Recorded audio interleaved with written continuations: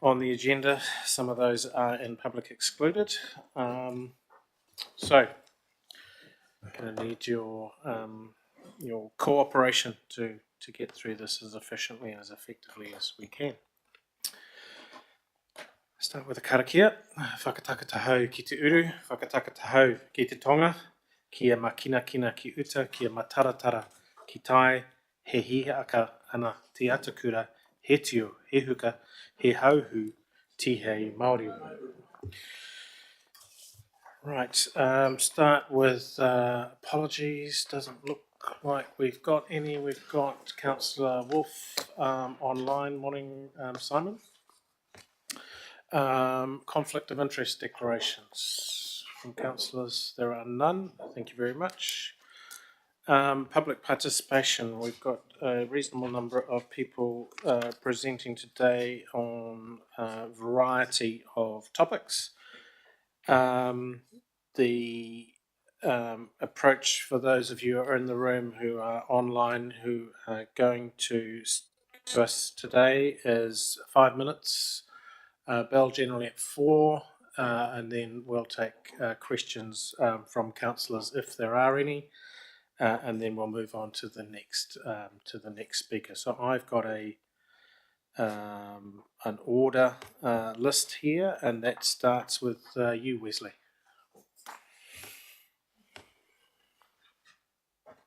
Morning, Wesley.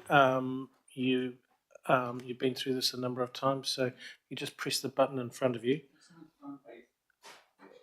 Thank you. Cool. Welcome. I come in today with the fact that with the regional public transit plan. Do you want to sit down, Wesley? Oh, yeah, sorry. No, that's okay. You can stand if you want to, but I just. Yeah. But yeah, with the regional public transit plan, with the concerns about Moto Move and the fact that it has having issues with scaling from the current operation to scaling up to the operation that we need to operate the system nationwide, it might be considerable to accommodate a snapper contract extension for several years, just in case Moto Move can't resolve the issues that it's currently having.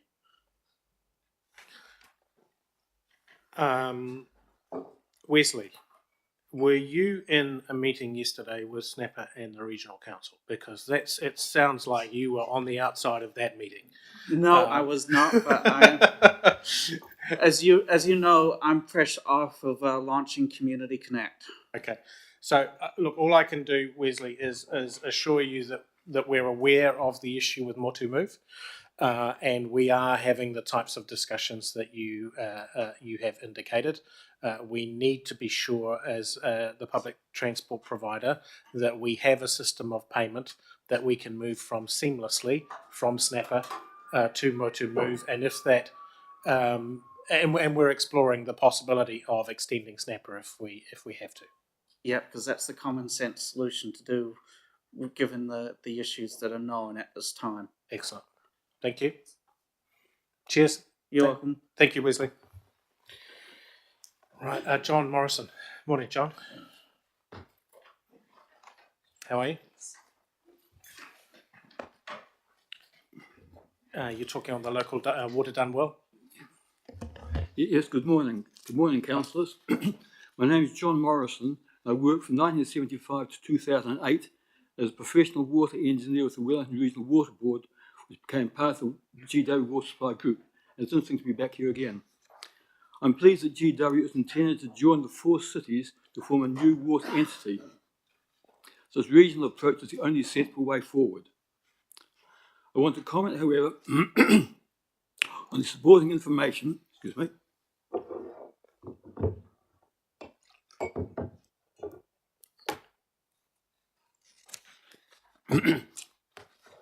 I want to comment, however, on the supporting information that was included with the consultation document. This refers to the proposal to construct some storage lakes at Pakuratahi. This proposal came out of an analysis by Wellington Water of future water source options. Unfortunately, this report paid almost no attention to the disruption that will follow the rupture of a Wellington fault on existing and proposed water facilities. Now, I would like to show the first slide here. See if those of us can get the technology to work. Next one. Can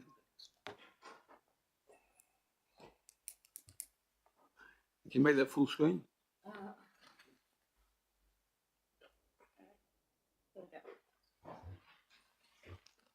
Yeah, I'm sorry I haven't got a pointer, but you can see in that picture there on the right-hand side, that's the position of these two proposed lakes. Down to the left are the two McCaskill lakes, and the red line I painted on as the fault position. This image is from some of your consultation documentation. So this fault here has a recurrence interval about 650 years. That means there's slightly under a 10% chance of it occurring in the next 50 years. Then after the fault movement event, the west side, that's the top side, is expected to move north by up to 5 meters, and the east side down by 1 meter. This recurrence interval is much shorter than the 2,500 year interval, which is 2% in 50 years, that critical structures would have to withstand. Now, the next slide, which is actually prepared while working for GW, that shows looking down the valley of the Timuroa Lakes and the location of the fault. You can see it's quite close to the lakes. It's between the lakes and the pumping station. The pipes cross the fault, and then the treatment plant is just below the bottom of the picture there, where there are other pipes crossing the fault. So when the fault moves, the lakes may be severely compromised and the very large connecting pipelines broken. You might like to visualize what it looked like. With hindsight, I suspect that we may not have proceeded to build the Timuroa scheme in its current form had we the current knowledge of permanent ground deformations following an earthquake. I don't think we would have done it. It's just too risky. If you go back to the first slide, Elizabeth. Okay. Yes. Back to the first slide. The Pakatahi Lakes proposal, that's upstream of Timuroa, again close to the fault and with connections crossing the fault. So the proposal that's in the report is to build a new vulnerable facility upstream of another vulnerable facility. So if the Timuroa facility is damaged, the Pakatahi facility is of almost no use at all. Now perhaps an analogy would help. With a homeowner who knew his house had potentially unstable foundations with a nice strong room on the top to hold valuable possessions critical for survival? I think not. The authors of the Wellington Water Report looked at a huge number of possible sources, including, quite unbelievably, the suggestion of towing icebergs from Antarctica and recommissioning the dams at Zealandia. They do not appear to have investigated the security of the existing infrastructure and how a new source would fit in.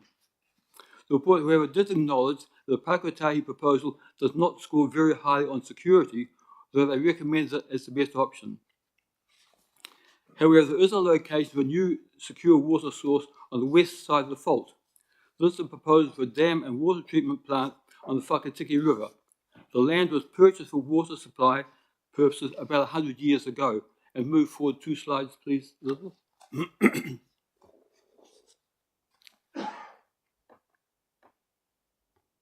Next one. I'm not sure how well this shows, but this shows the whole region with the main water supply pipes on it.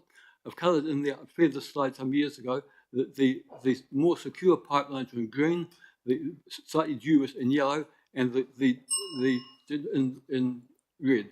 So you can see where the fault crosses the main pipelines. So the main point there is the Whakatiki proposal you see in the middle of the picture would connect into the secure pipelines at Judgeford and be able to provide a secure source of supply to the western part of the region, the 120,000. The scheme was investigated, but they discarded it as they assumed that it would be too difficult to contain consents. It was looked at in 2010, but the can was kicked down the road. I feel it's my professional duty to alert you to the consequences of spending a huge amount of money to build a facility that will not increase the security of supply following a fault rupture. Now, I realise, last paragraph, that GW relinquished and control of water assets. I plead with Council to consider this information seriously and apply to any future deliberations they may be involved with. And thank you for listening to me. I'm happy to explain further. Thanks, John. Questions around that, Councillor Conley? Thank you, John, very much for your submission this morning, and I also read your submission on the local water done well thing, which also Same thing, yeah. pointed out the problems with the Pakratahi scheme. I just wanted to check that you were aware that obviously if we accept the recommendations before us today, i.e. to progress with the new water entity, which will own all the assets, this decision would no longer be Greater Wellington's decision. And that is sort of somewhat the point of making these decisions, is that the choices between which dam location would be made by professionals who would be looking at the kind of engineering data that you've looked at to make those calls. So I just wanted to check that you're aware that... Fully aware of that, and so my point was that some of you here may be involved in those future decisions, so I'm trying to get it into your heads of the problem here. Okay, thanks, John. Any other questions? No, thanks for a comprehensive presentation on that. Thanks, John. Okay, thank you. Graham Clark. Morning, Graham. So local water done well as well. Exactly. So I was expecting the standard Wellington City Council 10 minutes, so I'll just speak to what I've written rather than go through the lot. Cool. I'm a retired union official, and I used to represent Wellington's leak fixers, and so I have quite a bit of knowledge of the operations of the current water system. If a new separate water entity is to be created, we believe that its management should be elected by the public, that we have had a demonstrable failure of the governance of water, and to create another body with experts running it and giving them the right to meter the water and charge people what they need for the incompetent or profligate way that they run the water system is not a wise move. The examples of the inefficiency of Wellington Water I don't think have been understood fully enough. Fulton Hogan fixed 3,254 leaks in 2023, and Wellington Water congratulated itself when it fixed 4,000 leaks at an average cost of $5,000. An average cost, of $4,500. Leak fixes average about 5 hours per leak to fix, and the direct labour cost involved in that is $500. So you're spending $4,000 over and above what is actually paying for the cost of the work. This is a large waste of money, and we believe that the new water entity should be set up to avoid that kind of profligate waste that we've seen. To give you some comparative examples, many of you may not know, but in the 1990s, the Wellington Regional Council used to fix the leaks, and it was actually pretty efficient at doing so. It introduced things like single-person crews, and in its last year, in the year 2000, for Wellington City Council, it fixed 10,700 leaks. Compare that to Fulton Hogan fixing 3,300 leaks. CityCare, which got thrown out in 2019, for the region, fixed 20,000 leaks. We've had water systems run by experts, and I listened very carefully to the last expert, and he's one that I think should be listened to. We've had water bodies run by experts, and what have they achieved? Escalating costs. It is not about fixing leaks. It's not about conserving water. Water meters are about, and this is what Kerry Prendergast told everyone, about direct charging of the volume of water use by the customer. That will increase the cost of living for poor people and reduce it for wealthy people. Tenants who don't pay for water at present, it's paid for by the landlord, will get a new water bill of $60 a week. Rates are a regressive tax, so if you introduce volumetric charging at best, you will achieve standard rate across, which means that poor people are going to wind up paying more relatively than they do now.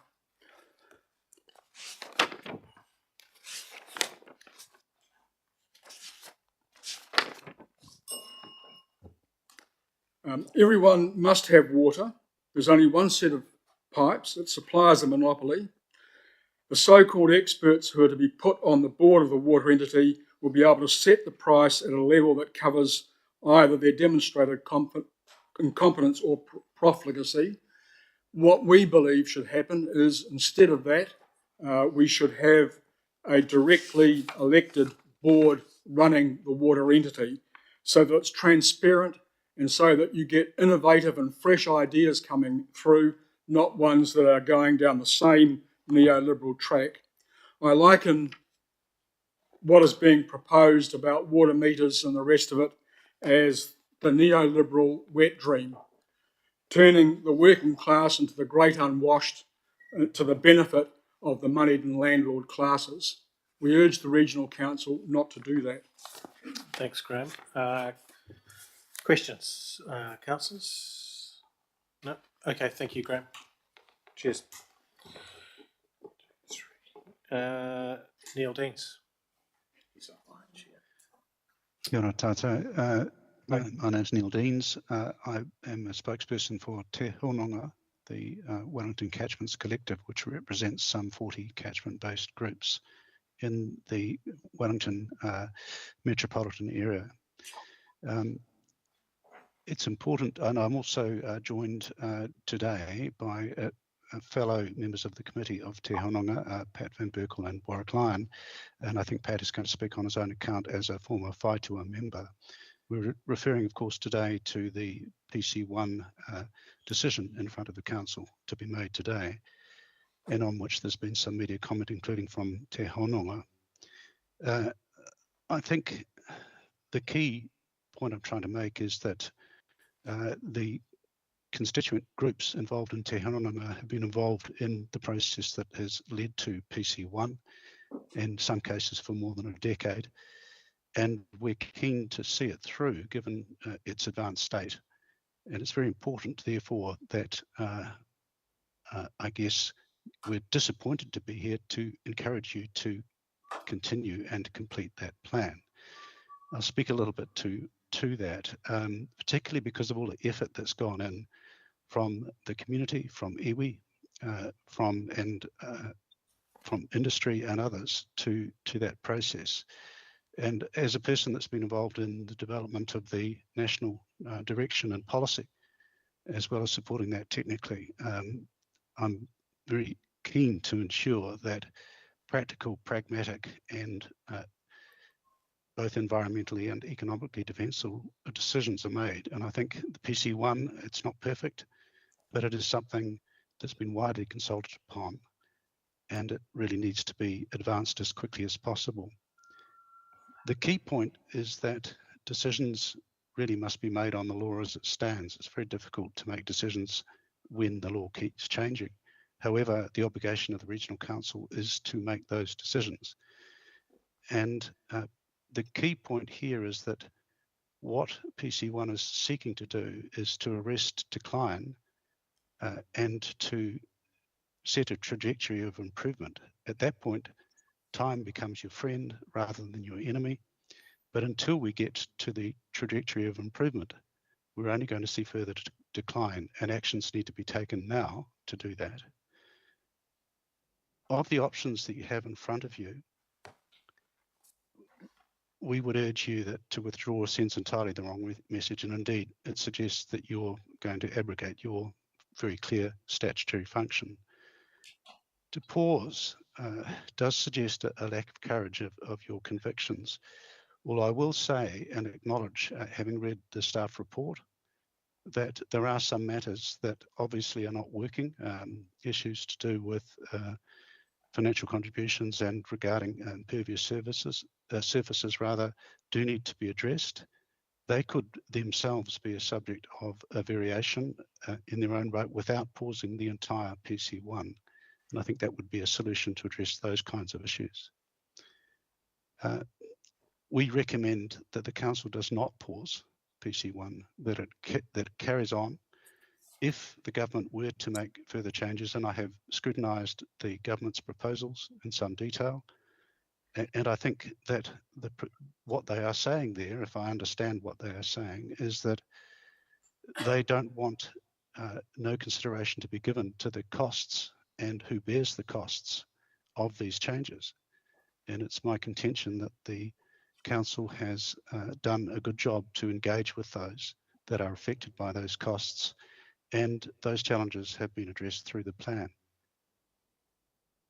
So I guess my key point is that you have developed this plan in consultation with your community and the interested parties. You own that plan.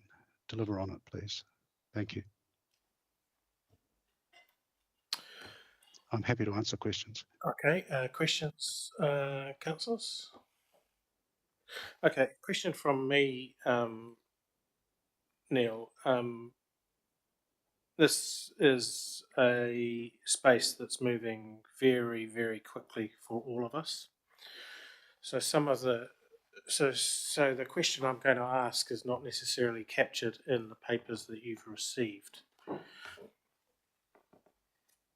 Would your approach to us today be different if you knew that the Minister for Resource Management Reform was of a mind to intervene in PC1 if we get out of kilter with the direction that he is taking in relation to NPFSM and the RM reforms?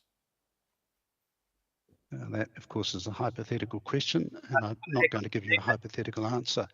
Hang on a second, Neil. The challenge really is that.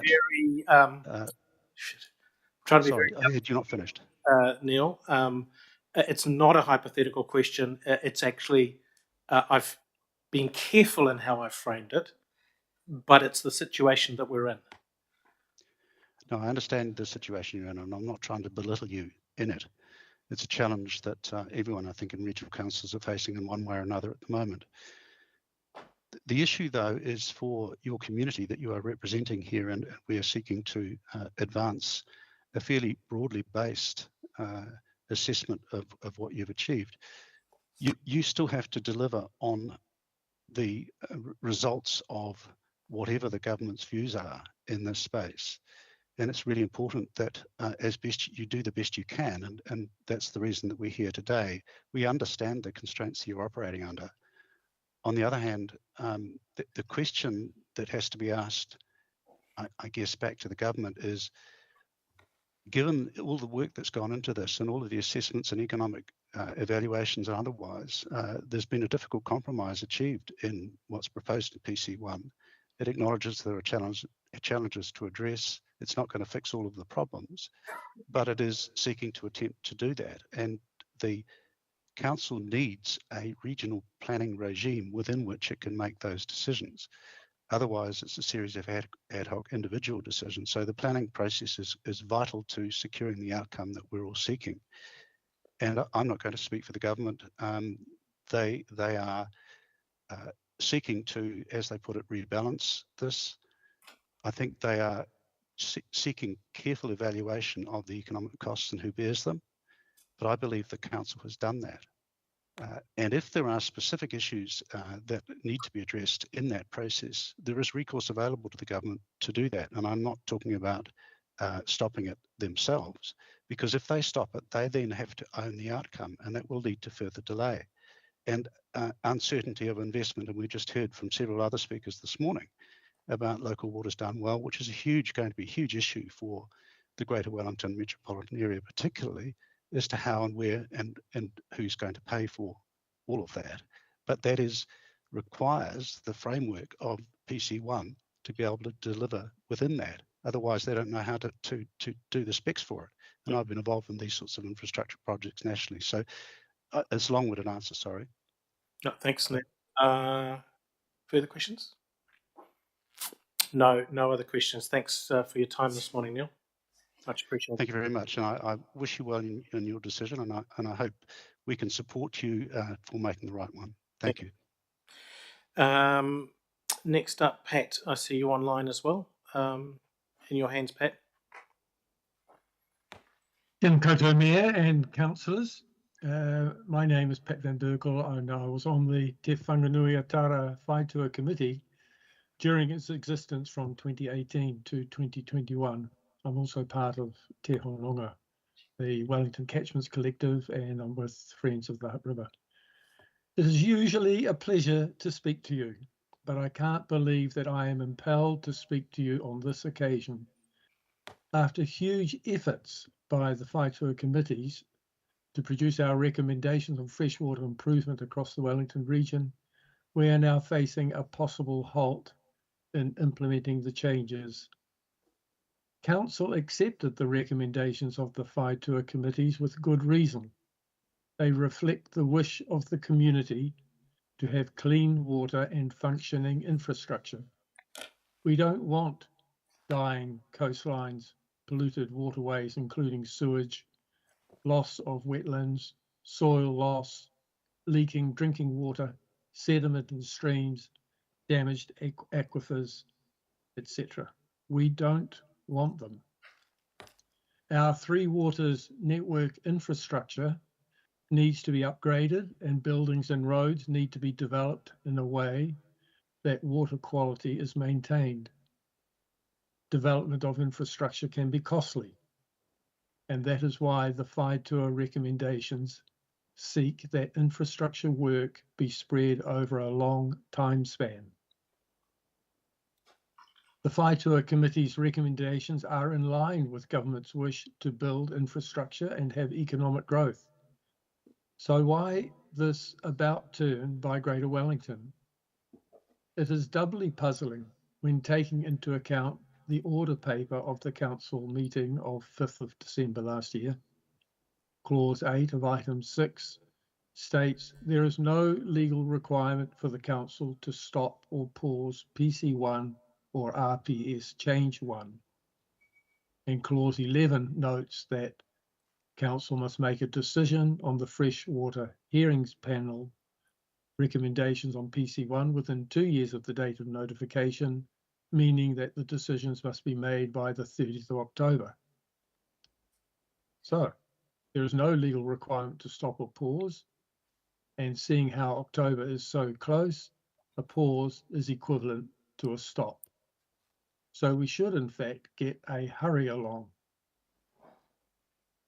It is apparent to me that many of the PC1 changes to improve the environment also meet government's growth objectives. Many of the Whaitua recommendations are about improving infrastructure so that water quality is improved. But that improved infrastructure also provides for economic growth. So my requests to you are to remember that there is weight behind the Whaitua recommendations. A huge effort went into those recommendations by councillors, community members, mana whenua, and advisors. My second request is that you develop a publicity program explaining to the government and the public how the changes support economic growth through improving infrastructure. And thirdly, develop a timeline showing the milestones in the infrastructure program through to its completion, so it is clearly understood. We can't let plan change 1 falter because we have not explained how it benefits all sectors. There is no sense in pausing or stopping the PC1 process, only to find when the new NPS FM is in force years later that we come up with a very similar result to what we have now. Thank you. Thanks, Pat. Questions, councillors? Okay, no questions. Thanks, Pat, for your time this morning. Thank you. Kara, Puketapu. Morning. Oh, kia ora koutou. 2 slots, 10 minutes. So if Kara doesn't say it, I'm sure he will. You're representing Port Nick today, but also Ngāti Toa together? Yeah, cool. Thank you. In your hands.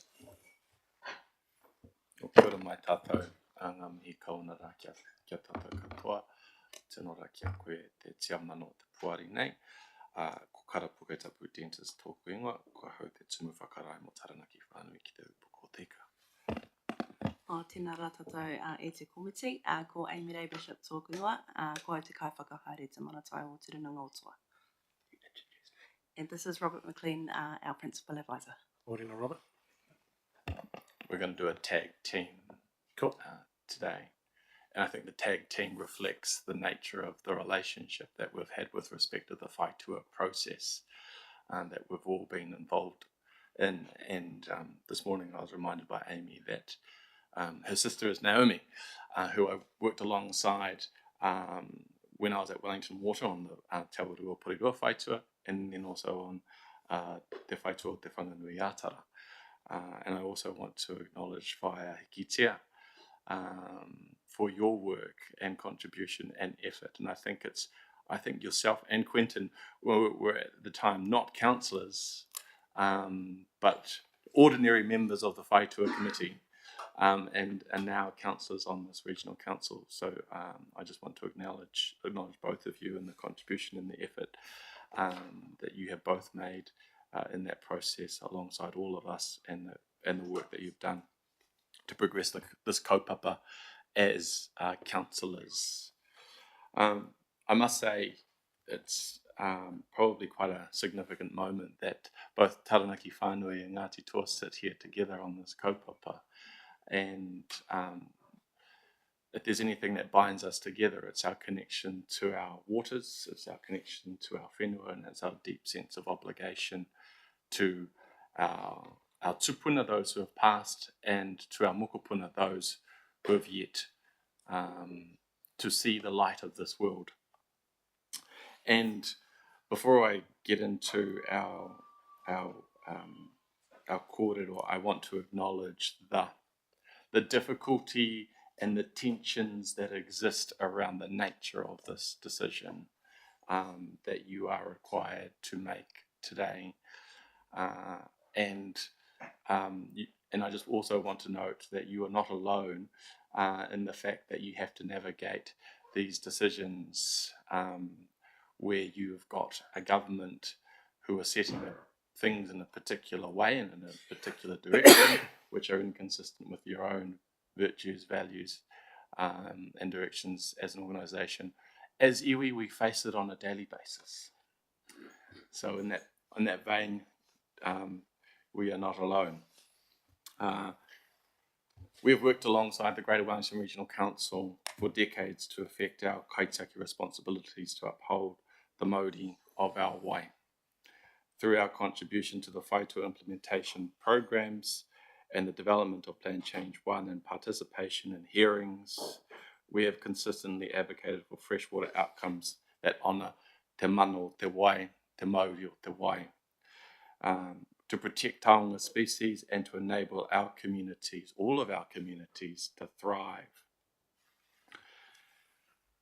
The current decision before Council to continue, pause or withdraw PC1 has significant implications for our partnerships, and that's quite clearly articulated within the document, within the paper.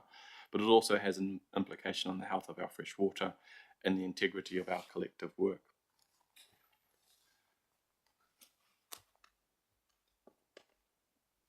We do not our position. We do not support the withdrawal of PC1, option 3. The withdrawal, in our mind, would be a breach of our partnership commitments. Both of us have invested extensive time, effort, mātauranga, and resource into PC1 and the WIPs. Withdrawal would disregard this work. The hours, the months, the years. And Hikitia knows all about it. She was one of the key authors in our document. It would weaken environmental protection. The operative natural resources plan provisions are inadequate to address the current and emerging challenges to freshwater health in Aotearoa. And we are still attending these hearing processes and challenging the numbers that have been put on pieces of paper with respects of limits and targets. And also would undermine the trust in our collaborative process. Decades of effort to build a shared vision for freshwater management would set back damaging relationships with us and community confidence in the Council's leadership. However, and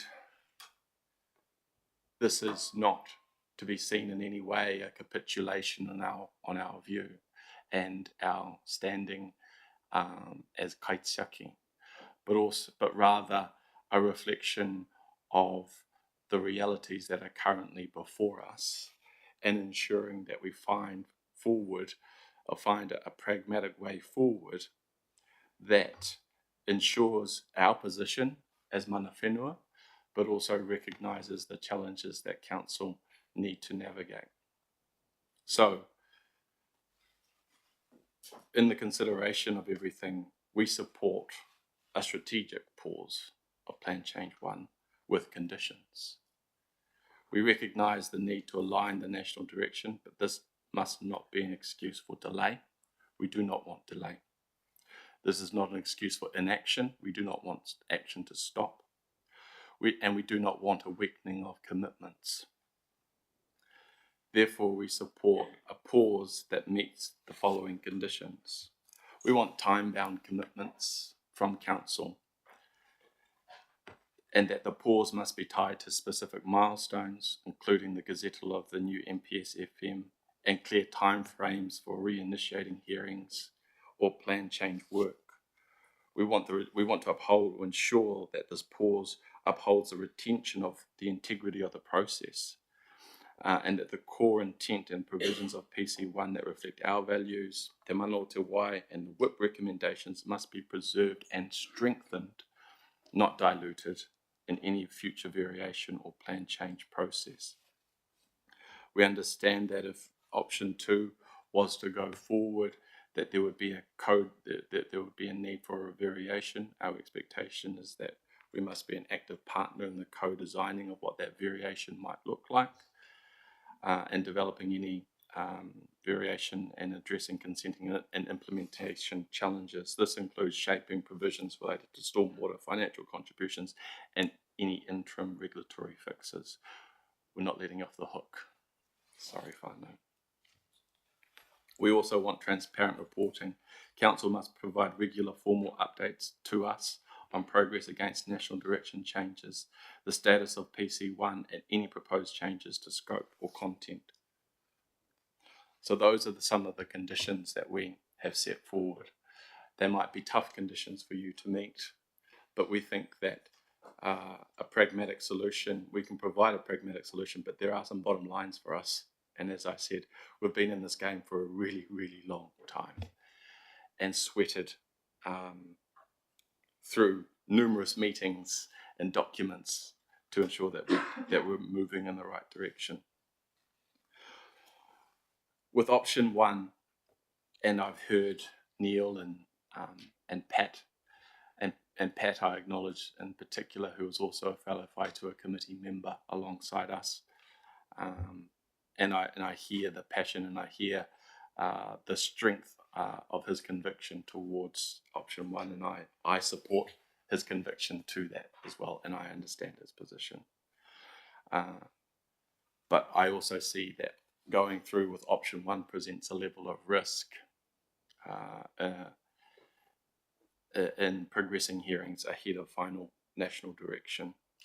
This could result in further wasted resource, the need to revisit decisions, and further uncertainty for communities and stakeholders.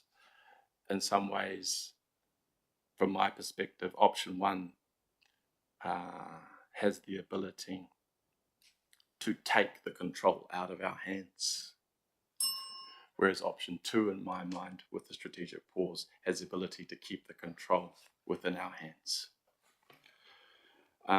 So we expect that that you act as a good partner, uphold the integrity of Te Mana Te Wai, prioritise environmental outcomes, and recognise that our input is not symbolic. Anything from you, Amy? I've spoken the most. Total everything that you've said. I was just going to add something kind of in closing, and it was that, you know, while the resource management systems are evolving, including changes to national direction, the issues addressed in PC1 around water quality, sedimentation, ecosystem health are urgent and won't wait for legislative certainty. And so we're committed to working alongside Greater Wellington Regional Council to use our influence for the good of Aotearoa. Kia ora koutou. Can I ask, first off, kara the list that you read off, are you able to email that to us pretty much straight away? Yeah. Thank you. Questions, councillors? Councillor Saw. Tēnā kōrua, ngā kia koutou. My question, thank you so much for explaining your position and how we might be able to navigate retaining some of all this work we have all done together in our region. It probably isn't lost on you that we're also in this hui voting on our water services delivery model. Just wanted your whakaaro on how you see some of these aspirations that you have emphasised to us and how it might dovetail with how we all go forward in a new water services entity and what the expectations you might have of us and the other partners and your role in that.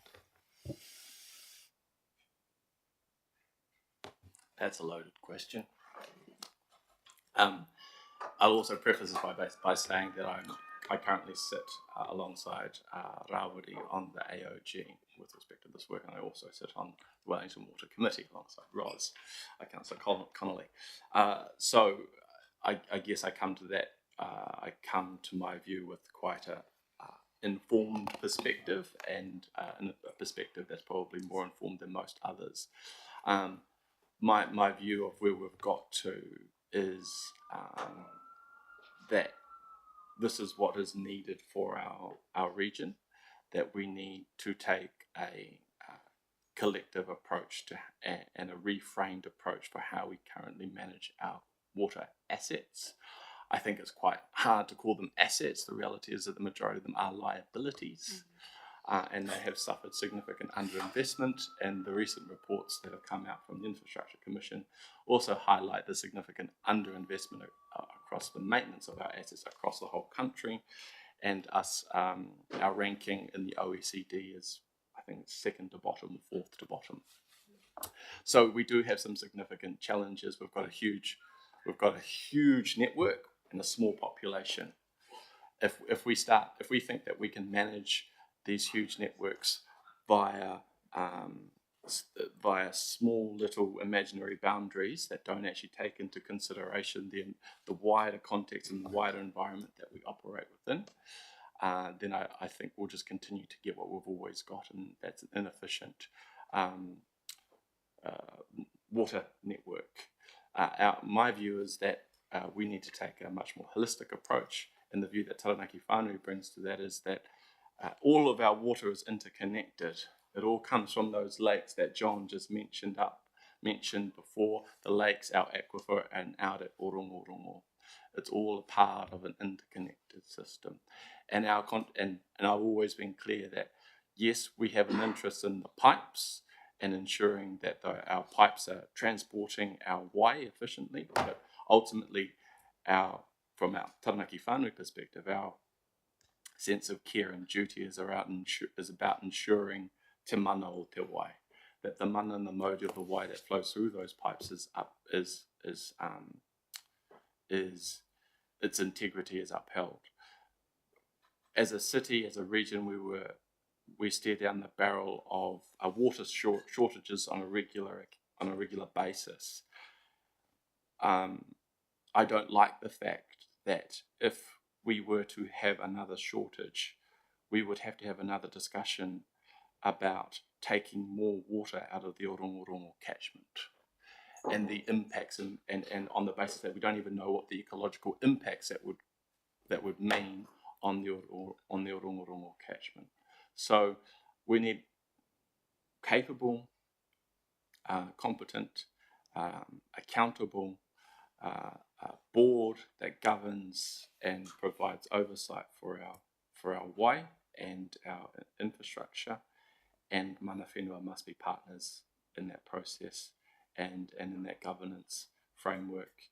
And I think what we have got reflects that. What is being proposed reflects that. Okay, I now have Councillor Lee, Duthie, Connolly. Councillor Lee. Oh, thank you, Mr. Chair, and kia ora tātou. I also share your frustration of the planning process. I think as an urban planner myself, and being also on the Pururoa Whai tour, it's probably been 6 years since we released the whip, but planning does take time. Would it be correct to say that you see option one as risky, almost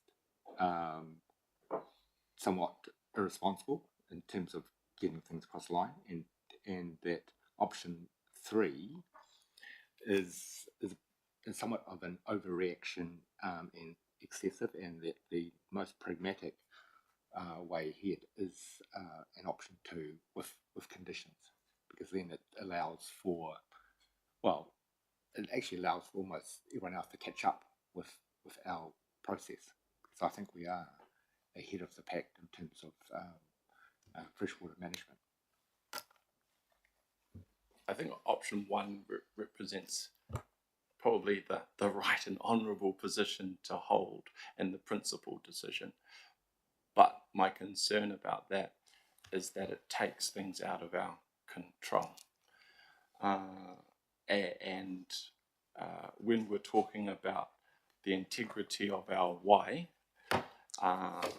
and the investment that we need to put in for our waterways, I would rather be in a situation where we've got a greater sense of control of what that situation might look like or where we might end up than otherwise. So for me, I think option one presents a level of risk that, against the climate that we have, presents an unfavourable level of risk for us. Considering, if I'm looking in particular to one of our streams, Waifetu stream, even with the plan change, we're still looking at 3 generations before we can swim in that awa. If we are then now held to it, held up through ministerial and political decisions and all those sorts of things outside of our control, that only pushes that out even further, or risks pushing that out even further. So I guess for us, option two is about ensuring that we can continue to have an element of control in this situation. And option three is probably, is just not feasible in my mind, at least. Did you have anything, Robert? We'll agree with that. Councillor Duthie. Kia ora koutou. Following on nicely from that, I hear you in terms of the level of risk involved in option one. How do you view the level of risk involved in option two, in that both options 1 and 2 require us to seek permission from the Minister for the Environment to extend the time frame? And so in some ways that is handing over to potential things out of our control. We may or may not get that permission. We may get a direction of other sorts. So how do you see the risk involved in option 2 and relative to option 1? I guess ultimately, you guys have to make that decision, and then you guys have to weigh up what those risks are. And you're going to have to go to the minister with something at some point in time. I think, I guess, operating in a pragmatic and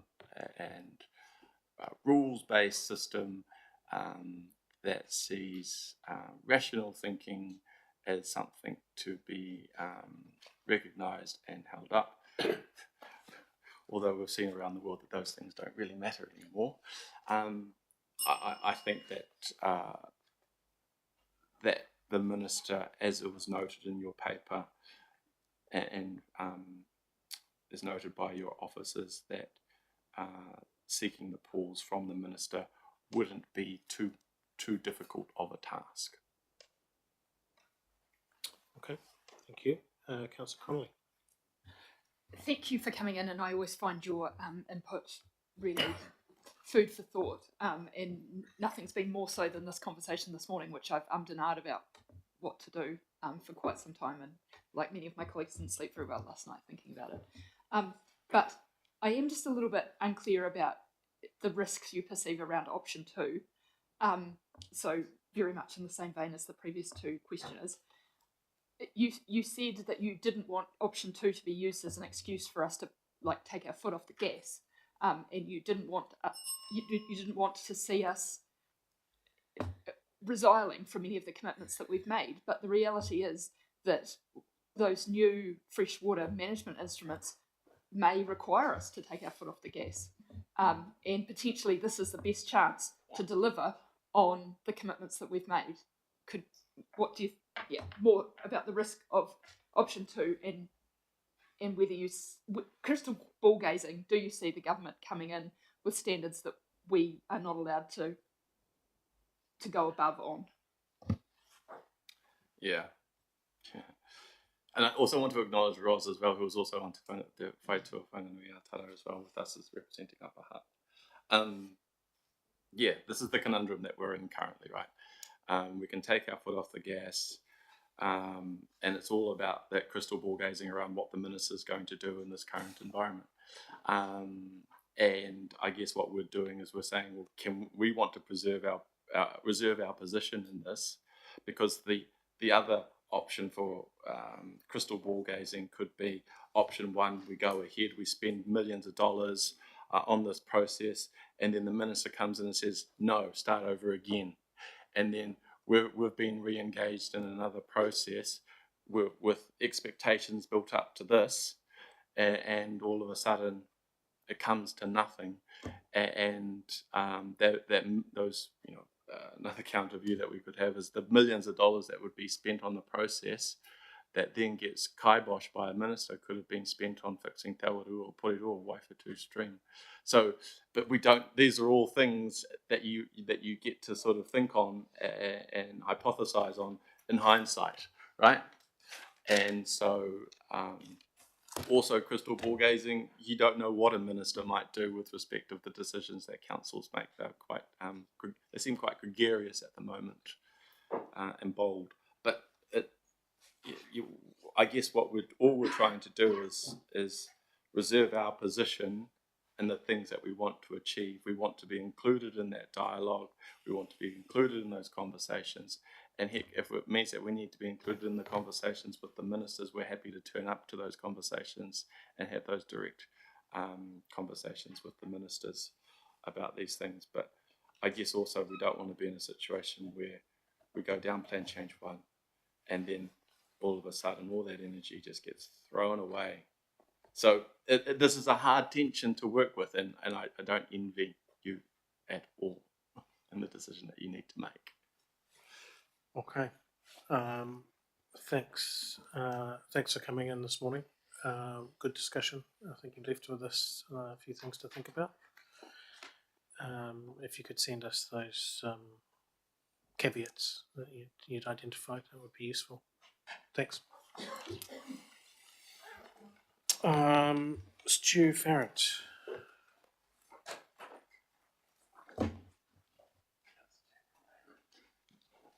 Morning, Stu. Yeah, kia ora tātou. Yeah, firstly, thank you to all the speakers that have just been. I agree with the sentiments of Carter, Amy and Robert, and also Neil and Pat. It is a tough decision that you make. I'm only going to be focusing on a small part of it, which is if you do choose to pause, the proposition that you remove temporarily the requirements to manage stormwater appropriately from infill smaller developments. Having grown up in the headwaters of the Waitohi, I've spent almost 50 years exploring the many awa across Wellington. For over 18 years, I've worked across New Zealand and Australian catchments at all scales and under a wide range of regulatory regimes. As chair of Te Awarua o Porirua Whaitua Committee, I took a deep dive into the data and community expectations for freshwater outcomes and heard clearly the significance of the many awa that define our landscapes. Through these professional and personal experiences, it is undoubtedly clear that our waterways are in a dire state and that decades of uncontrolled urban development is a key driver of this sorry situation.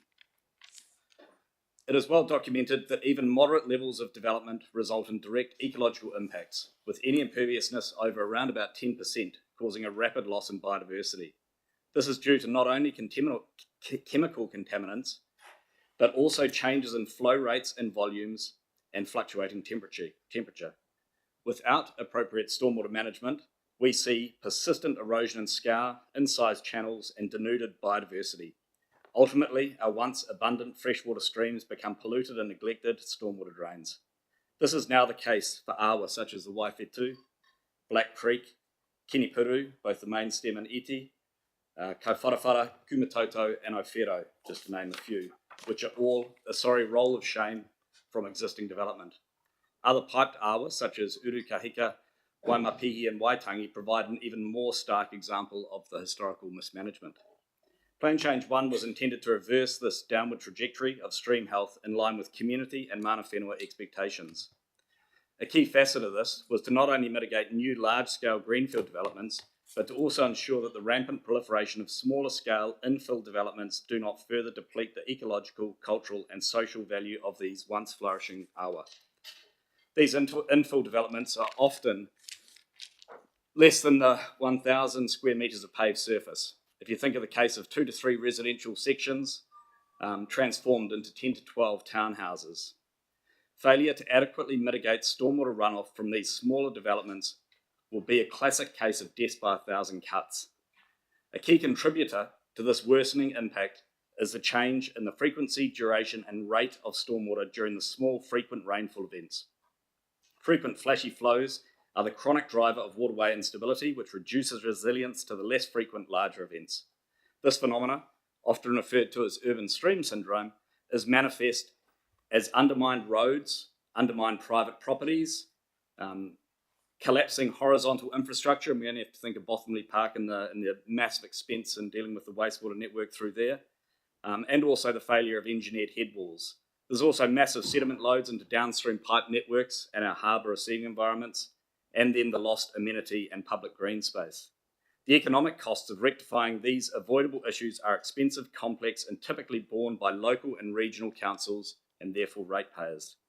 Therefore, the preference to avoid these easily predicted costs, not to mention the degraded mode of these waterways, is a key motivation for ensuring that infill development does not worsen the current situation and rather contributes to improving the long-term trajectory of fresh and coastal waters. The Minister of Housing, Infrastructure and RMA Reform, Chris Bishop, just this morning on RNZ, emphasised the critical importance of protecting and enhancing our existing assets. Clearly, he provides a strong endorsement of robust and cost-effective stormwater management.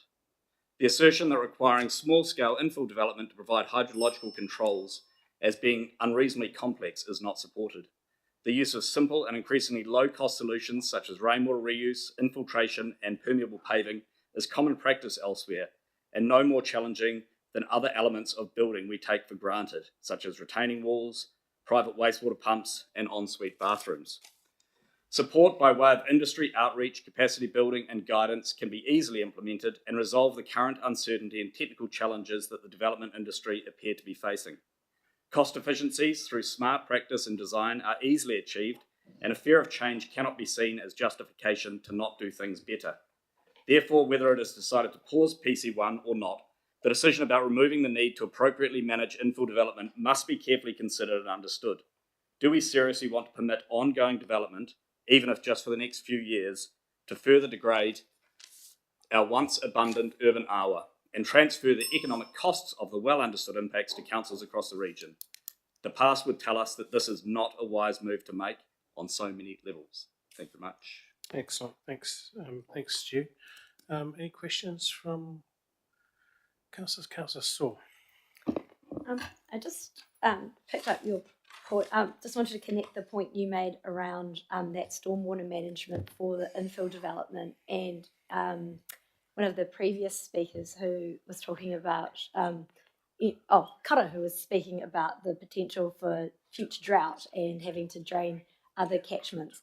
Where do you see the relationship here between, say, rainwater retention systems for that particular stormwater provision, and are there examples around our region or other jurisdictions where that sort of development practice has been put in place? And is it possible for us to be able to do that here? Yeah, well, I mean, certainly locally, Kapiti's had rainwater reuse for a long time, since 2009, for other reasons than ecological stream health. Waikato has strong requirements to retain water from all scales of development, and rainwater reuse is a very common way that that's done. And Tamaki across Auckland is the same. Internationally, there's no shortage of examples, more advanced regulatory regimes around Australia and the United States and things. But it's really important to emphasise that it's not just about drought resilience. That's probably quite a small thing. This is about managing the flow to protect ecosystem health and retaining that water within the catchments rather than discharging it into receiving environments. And I suppose, given that we are, our modelling shows the changes with, climate-related weather events, what does that look like in terms of sort of our resilience and adaptation, instead of, say, not doing any, peeling it back right now? I get a good point. And that's probably the biggest kicker, to be fair. Most predictions are that we're going to see more frequent, small, flashy rainfall events. So higher intensity rainfall when it does happen, with prolonged periods of dry weather in between. And so that will mean that all of these surfaces will be building up contaminants, will be heating up, and when we do get the rain, it's going to be a lot more efficient at flushing that out. So if we don't take serious action, the degradation that we've seen over the last 100 or so years of typical urban development will only be amplified. And so really climate change adaptation and resilience is reason enough to do things different, even if we don't sort of think about the biodiversity and cultural values. Cool. Councillor Duthie. Kia ora, Stu. The other issue that has been identified by officers as being problematic at the moment in consenting is the financial contributions calculation for greenfield development, which is designed to prevent a deterioration of water quality while enabling some greenfield development. Do you have a comment or view on that? I firstly think that was a really bold and innovative move by Greater Wellington Regional Council to go down that path. I can't think of any other councils that do that, because it was effectively taking that you can do best practice within your development, but then there's still a residual negative, and so you've then got to pay money to address that residual benefit so that you're effectively having no net damage. So I fully support that and think it's fantastic, but it is, I can't think of any other councils that do implement that, and I understand, I don't know directly, but I understand that there have been some challenges with the development community, but I think it's a great thing, and we should be doing that, and we're all struggling for money to to fund large ecological restoration and water quality improvement retrofit projects, and that would have provided a really good financial stream for that, which is the intention of it. Really. So I'd love to see it kept in there. Councillor Staples. Yes, thank you for your thoughts. Mike. My question is, are you aware that this is proposed to be a temporary pause on the rules and only for until the decisions version of our plan is operative, and it doesn't mean we're throwing them out forever or we'll never regulate stormwater from small sites in particular? Yes, I'm aware of that.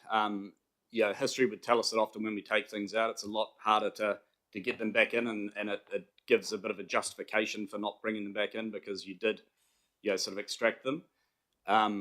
And we don't know how long that's going to be. And if somebody was to do one single small development, next week in the headwaters of Waitangi Stream, we've just been doing some work in Papua Reserve there. The impacts are profound and they're immediate. So every development is another death by 1,000 cuts, I guess. I don't see the justification. Cool. Councillor Lee. Oh, thank you, Mr. Chair, and thank you, Stu. A similar question. Would you agree that option 1 and 2, which is a pause or a measured pause, still allows for PC1 provisions to be applied to consenting and compliance processes? Yeah. Well, firstly, I'm not a planner, and just for full disclosure, we professionally do review lots of consents, and they're currently evaluated against the notified version. And the proposition, as I understand it, is if it's paused, the notified version still gets applied, with the exception of financial contributions and infill development being taken out of that. And so, there's been lots of challenges in the industry interpreting those, and I guess you've covered a lot of that territory through the hearings and things. But whilst it's on pause, yes, the notified version applies. Yeah. Thank you. Okay. Thanks, Stu. Thanks for coming in. Yeah. John Thompson. Morning, John. Good morning, everybody. Councillors, thank you for having me here.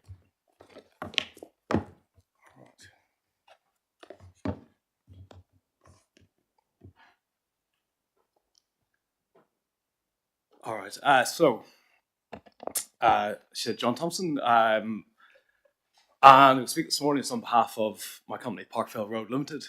I'm coming at it from the developer perspective part of PC1. So we have submitted on PC1 to the Natural Resources Plan. We're in a large block of land on the western side of Karori, comprising almost 300 hectares of regenerated native bush. And we've recently worked with Wellington City Council, to transfer part of this land, around 57 hectares, into public ownership. And the balance, we are essentially revegetating, protecting wetlands, riparian planting, and that sort of thing. We're also currently waiting for Land Information New Zealand just to issue title for another 12.8 hectare block, which is basically plugging a gap in the current outer green belt, which we're the southernmost gap, which we're filling, and that land's going to go into public ownership. Well, it's meant to be a year ago, but hopefully next week. So through the WCC district plan review process, we sought to rezone a small area of the land, which is approximately 4 hectares in size, from rural to residential zone. This area of land is directly adjacent to the existing urban area at the end of Parkville Road, essentially where the urban area stops and the rural area starts. A small 4 hectare block there. So this rezoning application was supported by Wellington City Council and Forest and Bird, and we were successful in achieving that rezoning. However, partway through this district plan change process, Greater Wellington notified PC1 to the Natural Resources Plan. And so that change, and specifically Rule WH.R13, has had the effect of prohibiting unplanned greenfield development. And so unplanned greenfield development is any urban development outside of existing urban areas at the time of notification of PC1. So we approved through one process and then essentially stymied and potentially blocked by this Great Wellington process. So we're now in the position of having an area of land that is being rezoned through WCC process at a time of a housing crisis. We're unable to potentially develop progress with the development of the land due to PC1, and without going through a private plan change process to the MPR, which we would consider as only relates to a 4-hectare block and potentially 50 houses, to be wholly disproportionate in terms of time and cost. So we've therefore opposed Rule WHR13, and we've been eagerly awaiting a hearing on this matter so that matters might progress. So there's obviously now a risk of further delay of the hearing and a consequential further delay to a decision. This matter has already resulted in a lengthy time frame. So obviously we're stuck in the middle. We can't do anything in terms of development. We are looking at up to 50 affordable homes on the site, but nothing can happen, as you can imagine. So in terms of the options that you're considering today, based on this one issue, we've favoured option 3, which would enable development of the site as per the new district plan zoning of the site. Lastly, if you vote for option 2, please note we have opposed the prohibited activity status of the rule. So we ask that this prohibited activity status is removed via an amendment, and before we mention other amendments that would potentially occur under PC1, so if that could be added in as part of it if you go with option 2. Or quite simply, we'd like to see the mapped extent of the unplanned greenfield development to be amended to recognise the rezoning approved by WCC. So obviously at the time of production of PC1, there was a mapped area. Our land is outside of that, being a prohibited activity. It's now been rezoned residential. So if we went back a period of time to whenever this work started with PC1, our land would have been included as part of that. So we just asked for essentially an amendment of that to be included in the mapped area. Okay. Thank you. Questions? Simon, do you have a question? No? Question, councillors? No, I think that's very well said. Thank you very much. Thank you for your time. Cheers. Right, that's the end of public participation, councillors. I'm moving on to item 4 and 5, and then we'll take a break. Item 4 is the confirmation of the public minutes of the council meeting on Thursday, the 12th of June 2025. The mover and seconder, Councillor Nash, Councillor Saw. All those in favour, please say aye. Those opposed, no. Paper passed. Thank you. Paper 5, confirmation of the restricted public excluded minutes of the council meeting on Thursday, the 12th of June. Mover and seconder, Councillor Staples, Councillor Laban. All those in favour, please say aye. Those opposed, no. Paper passed. Okay. Let's take a break. Take a 15-minute break, and then we'll come back and deal with quite a number of substantive papers. Thank you.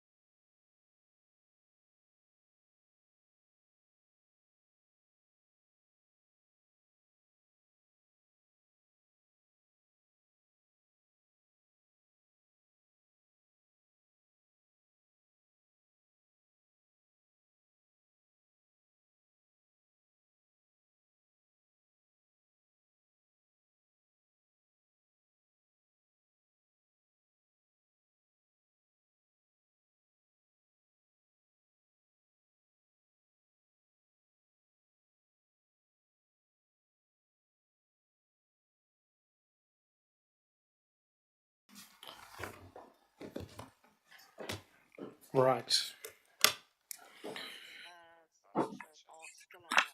Welcome back. That takes us to item 6, understanding the implications of national direction for Plan Change 1 to the Natural Resources Plan. Fatima, in your hands. Morena councillors. We present to you our advice that we've developed on whether the council should continue, pause or withdraw Plan Change 1 to Greater Wellington's Natural Resources Plan.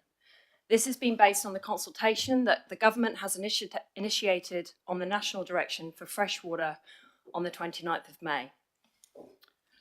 Plan Change 1 is a part of a comprehensive work programme that Greater Wellington has been committed to for the last 15 years. It was informed by the Te Whanganui Atara and Te Awarua o Pororua Whaitua implementation programmes and Mana Whenua statements, collectively referred to as the WIPs. Both the WIPs and Plan Change 1 processes give effect to the National Policy Statement for Freshwater Management 2020 in a way that is evidence-based and shaped by Mana Whenua and community voices. I wanted to acknowledge the considerable investment from Council and our partners on the mahi to inform and underpin each Whaitua process and the development of Plan Change 1.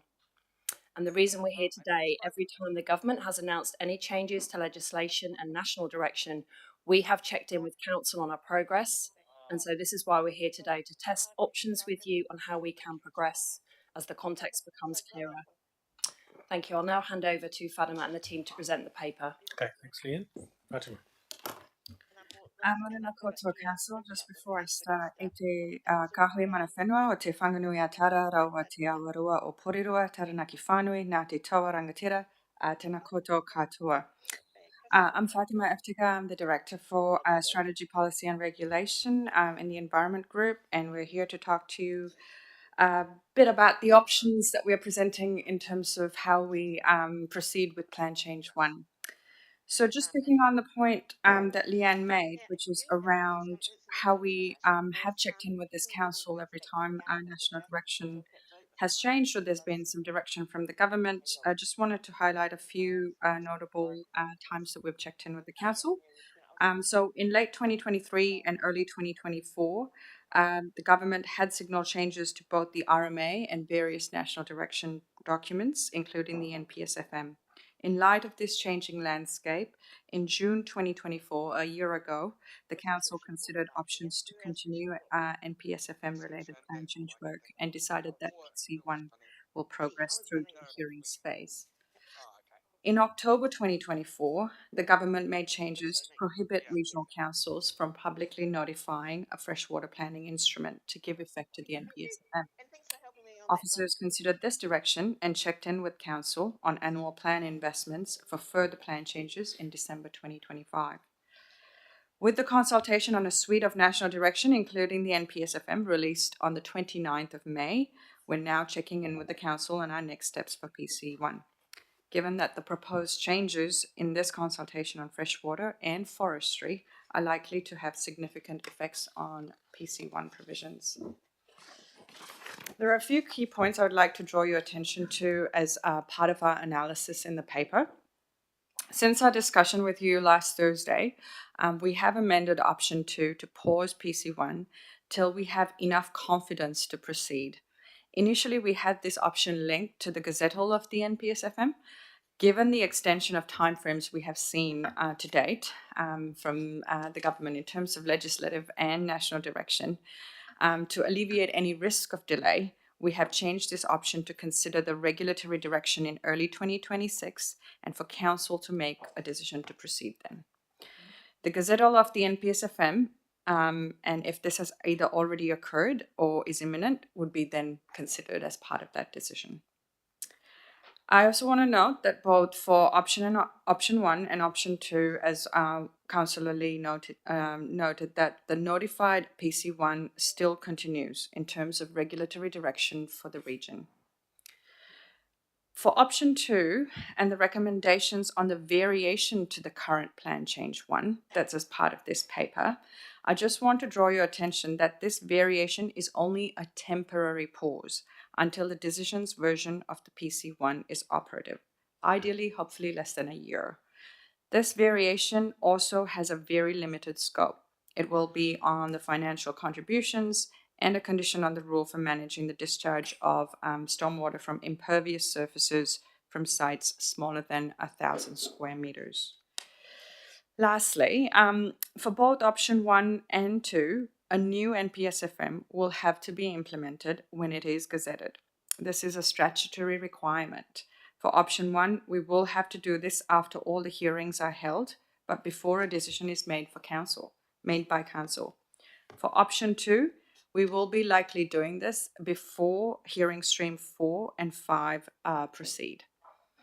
So depending on the content of the new NPSFM, and regardless of what option is chosen, we will have to consider the new NPSFM and how it amends the provisions of this notified version of PC1. And therefore, based on the amount of change that is required, it is very likely we will have to re-notify PC1 with a variation once a new NPSFM is gazetted in order to implement it. Before I close, before I open for questions, I just want to acknowledge our officers and teams. We've been working in an environment of regulatory uncertainty since October 2023, and our teams have stayed on course and worked with this uncertainty. We've stayed connected with our partners and our community to make sure that our plans reflect the better environmental outcomes that we work towards, and especially Te Mano o Te Wai. Our Change 1 to the regional policy statement is partially operative, and it is being mediated at the moment, and it is a good example of our resilience to this regulatory uncertainty and how we can continue. And I'm confident we can take your direction and decision and do the same for PC1. Happy to take any questions. Thank you, Fatima. Councillor Staples. Thank you, Mr. Chair, and thank you to the team for helping us negotiate a very difficult situation. In public participation today, we heard from Kara, and he gave some direction of how they may be able to support option 2. Have you received that? Because he was going to send it through, and could I have some comment from our officers, excuse me, about how that might work and whether you would be prepared to work with that?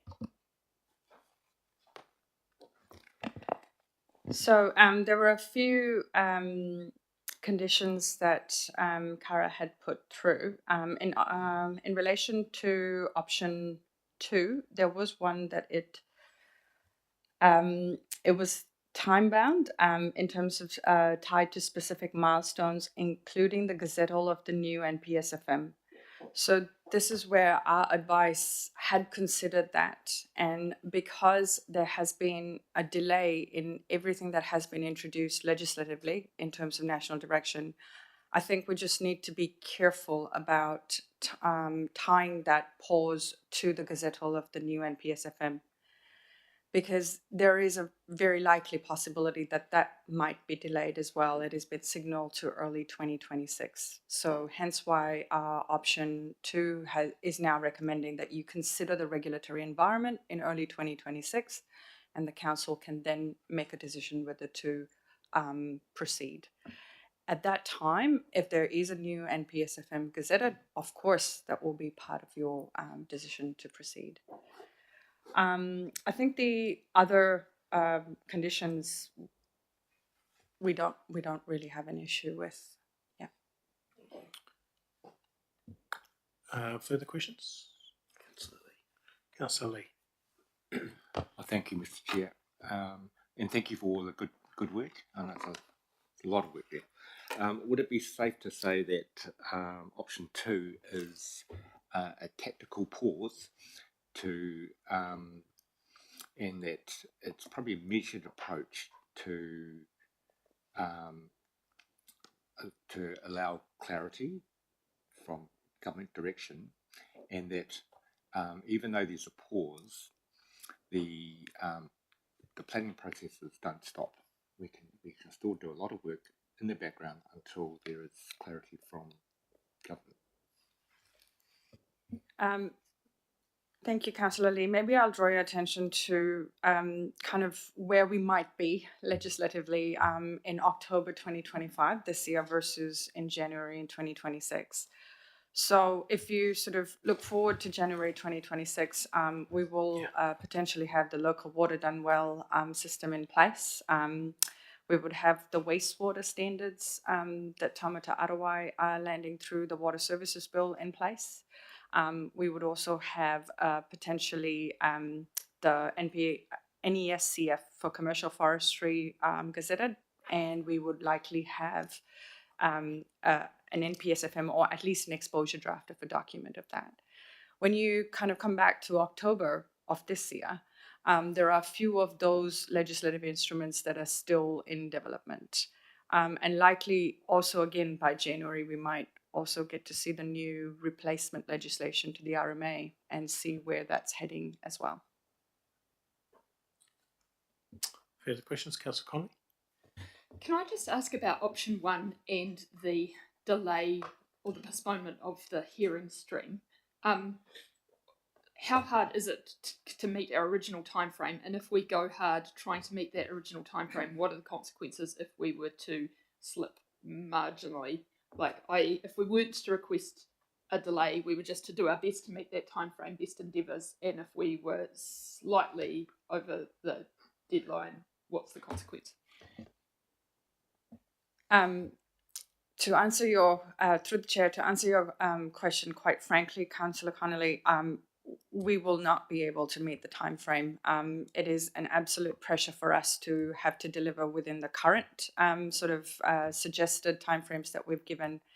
For example, the panel is also not available, for example, over the September time period. So the first availability is around the October time period, and that's the first date that we've tied the option 1 to.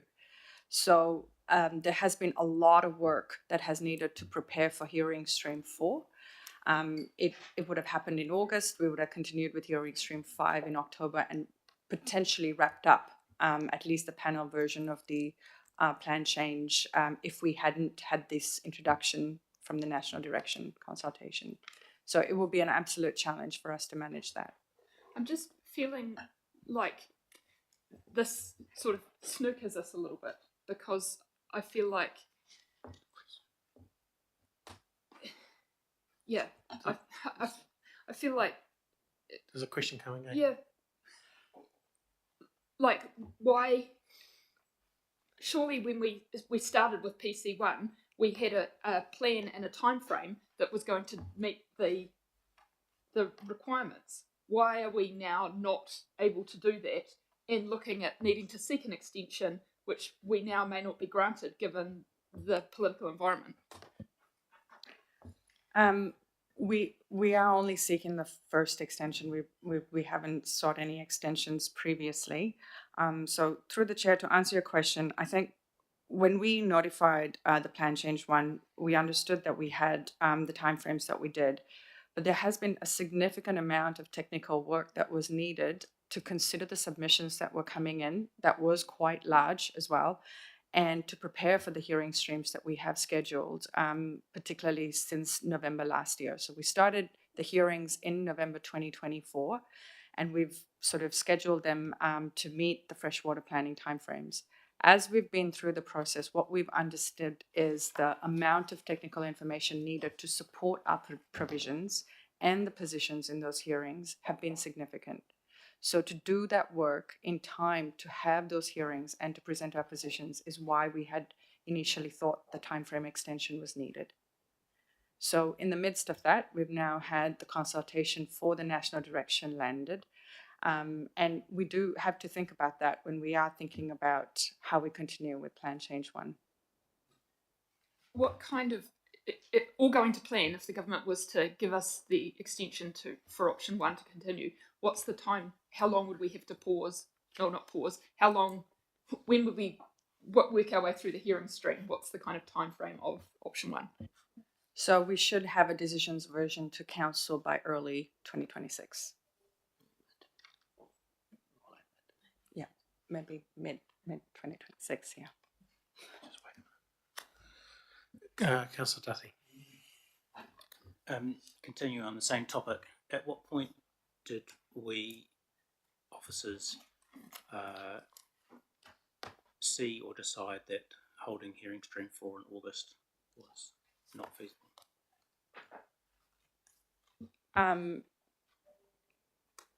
We came with the advice at the workshop we had with the council that with the consultation document that had come out, hearing stream 4 was covering the stormwater and wastewater provisions mainly, and there was a lot of preparation, not just by officers, but by the different sectors preparing for that hearing stream, knowing that we had a draft consultation document on the table.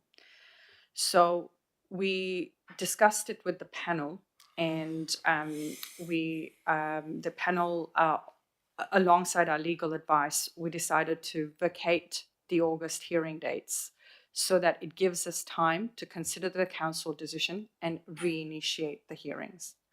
So the first available date to do that is in October. So when we decided, it was based on the consultation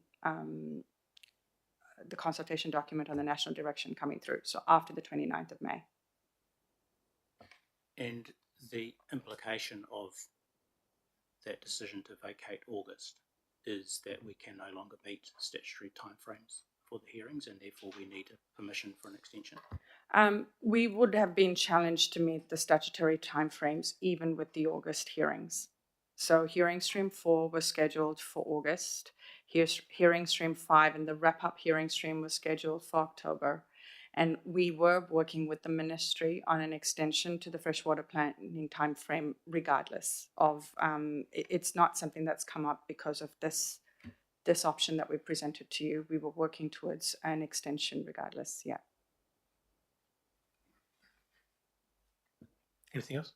Different topic. So in relation to the stormwater variation and financial contributions, and actually the presentation from the speaker about the unplanned greenfield development aspect, I guess too. Clearly, there's a need for some variations. What are apart from the ones proposed, which is to basically remove those clauses from until it's a decisions version, what are the other options to how else could they be resolved in a way that is in keeping with the intent of those provisions but resolves the technical issue that's making them difficult? So maybe just focusing on the two that you're proposing variation. In regards to the last speaker and for the prohibited activity rule for unplanned greenfield development, so that's it's not actually operative. That rule, prohibited activities aren't operative until a decision is made on the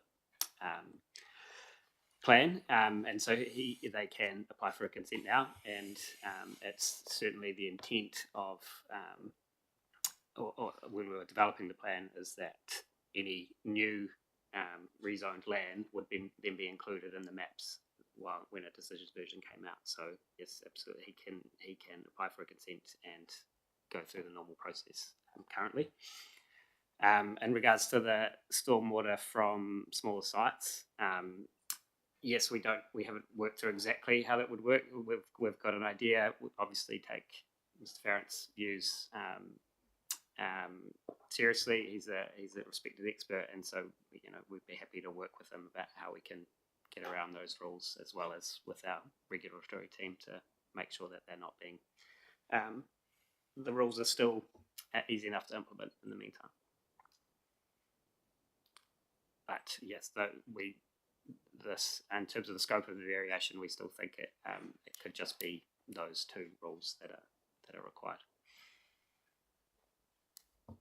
So, are you thinking there might be a way to resolve these issues without a variation, or that the variation could be more nuanced than simply this not applying it until decisions version?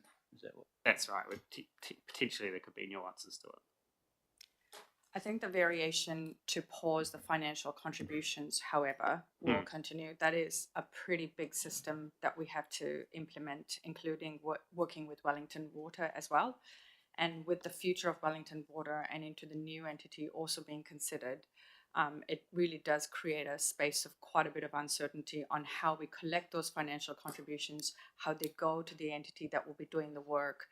So there's quite a big system there that sits behind, and it also needs the council to consider our revenue and financing policy again as well. So that is quite a large piece of work in terms of how we consider financial contributions. So that would still be within scope of the variation to pause it while we go through the process. Question on that. So is that financial contributions provision operative at the moment based on the Yes, it proposed is. plan? So are we collecting financial contributions and what are we doing with them? Who's pocketing it? There are consent conditions requiring financial contributions, but we have no way of collecting that money at the moment. And there are lots of things that need to happen in order for us to collect that money. That revenue. Which sort of sounds like a good problem to have, really, isn't it? Receiving money and not quite sure which pocket to put it in. But the paper talks about more about the calculation and evaluation of what level of financial contribution being the problem, not the system for collecting it and what's done with it. So I'm confused as to what the nub of the issue is there. I mean, you're exactly right. The sort of technical requirements of the system are a big problem in order to implement the financial contributions rules. Obviously, developers aren't keen to give money over unnecessarily, but yes, it's more around the where they're required and the clarity around that. That's probably the bigger problem. And could that be resolved through providing clarity through guidance? It's a definition at the moment, so it would need a variation. And if that was to come to council as a variation to happen soon, as a way to resolve that, how soon or how practical is that to vary in nuance, like in adjusting that definition to make it clear rather than simply not doing the provision? I probably don't have an answer for you on how easy that would be. Our advice so far has just been to temporarily pause that rule, those rules. But we could certainly look into it. Because the idea was to work through how that will be implemented based on the submissions that are coming through in a hearing stream. So the idea was to work through those issues in the next hearing stream. So without that opportunity, hence why our request is around pausing those particular places.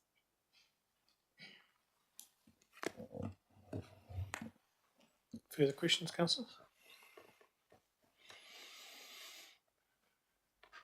Okay. So, how to proceed on a rather tricky issue? We could take a straw poll, and with the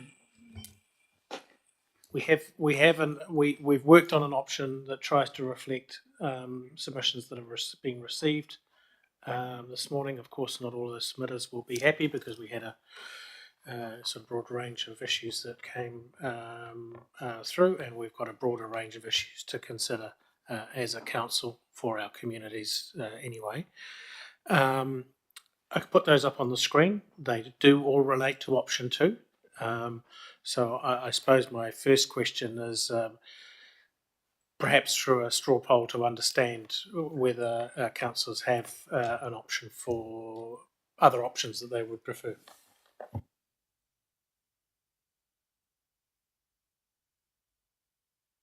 Need to have a motion. Stainless steel poll. Okay. There's got to be a way to do it, eh?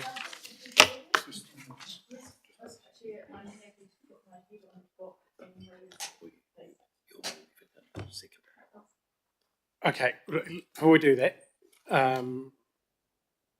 given that this has just gone up, questions in relation to this set of recommendations on the screen. Any aversion to to what you can see here. Councillor Duthie. So I'll just flag I will be voting against it, but that's a matter for debate. So in terms of recommendation 2, it's very broad. That's delegating powers to vary the plan change with no limit. And I think it is responsible for us to have something in there that specifies in relation to paragraphs 45 and 44 or whatever they are, the two particular issues of financial contributions and stormwater small lots, rather than have such a sweeping power to change PC1 in any way at any point in time without reference to council. So in response to that, through the chair. Not that I don't trust you, No. but Look, that's been the nature of the conversation. The advice that's been presented by officers throughout the debate today would support that. So if you wanted to provide more clarity about what delegations you're actually authorising me to exercise on your behalf, then we can certainly. Is the simplest thing there, Councillor Duthie, to reference that back to those 2 paragraphs? I don't. Paragraphs. 44 and 45.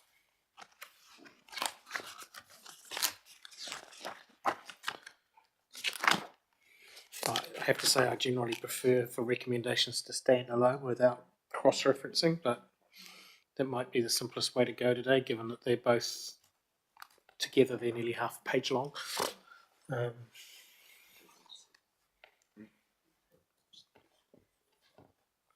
Could say eligibility, could say recommendations on stormwater. Yeah, just put bracket stormwater and building contributions. Well, councillors, I'd probably prefer just to actually put the issue at stake, because the paragraphs in 44 and 45, though, there's a lot of content in there, and for the sake of simplicity, if you're asking for the areas of jurisdiction that I have some control over, just state what they are. Yes. Stormwater and building controls. Building controls? Yeah. It's hydrological controls for small sites. For small You'd prefer sites. hydrological controls? Yeah, hydrological controls for You got that? stormwater for small sites. Hydrological rather than stormwater? Yeah. Okay, so yeah. Financial contributions and hydrological control for small sites. Okay. We're getting different Okay, messages. so one line straight into Francis. Financial contributions and hydrological control from small sites.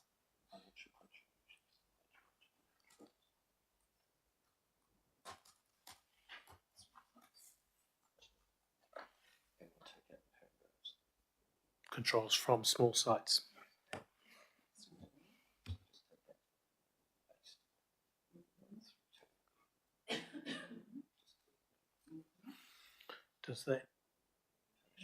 Is that what you think you intended, Councillor Duthie? Just need to add in the small sites after hydrological controls. Yes, that clarifies it. Doesn't mean I'll vote Controls for for it. small sites.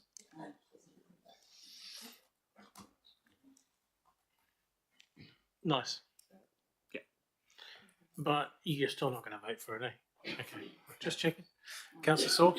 I just have also a question on recommendation 2 there of the delegation that we're authorising. Does that mean we're authorising the temporary pause? Because I don't feel like we've really landed as a council on whether we agree to that and what it is that we're actually delegating the chief executive to decide. So can I please have some clarification or just some indication from council what our appetite is, given some of the public participation, and also I think it does relate to recommendation 3 in terms of the time-bound aspects that have been requested of us and the consultation as well. Fatima?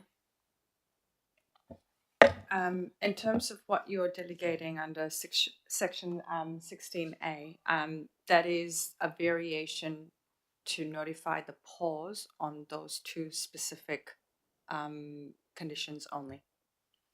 So that is what the delegation is Except in around. questions before, we talked about that it might be a nuanced pause, which is not necessarily just a pause. So there's detail in there that is being left unsaid here, which I'm uncomfortable with. And also, it actually does have a material bearing on the recommendation 3 as well, because I don't think we can pause those conditions without, if we're noting the submission from our mana whenua partners.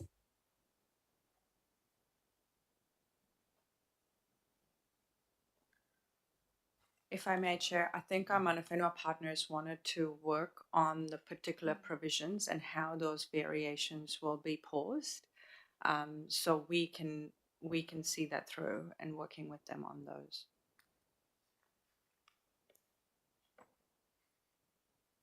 Okay. Councillor Saw?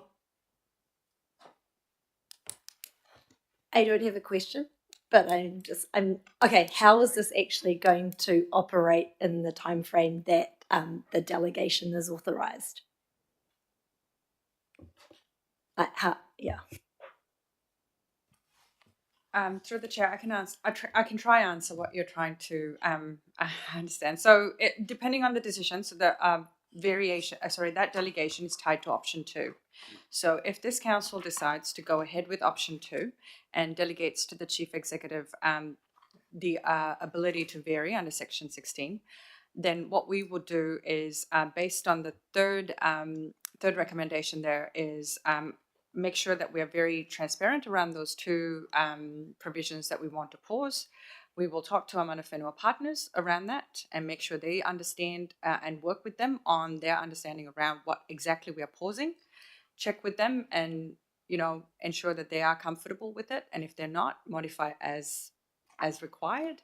And then the chief executive, hopefully in July, without too much delay, will be able to notify that variation on those particular scopes.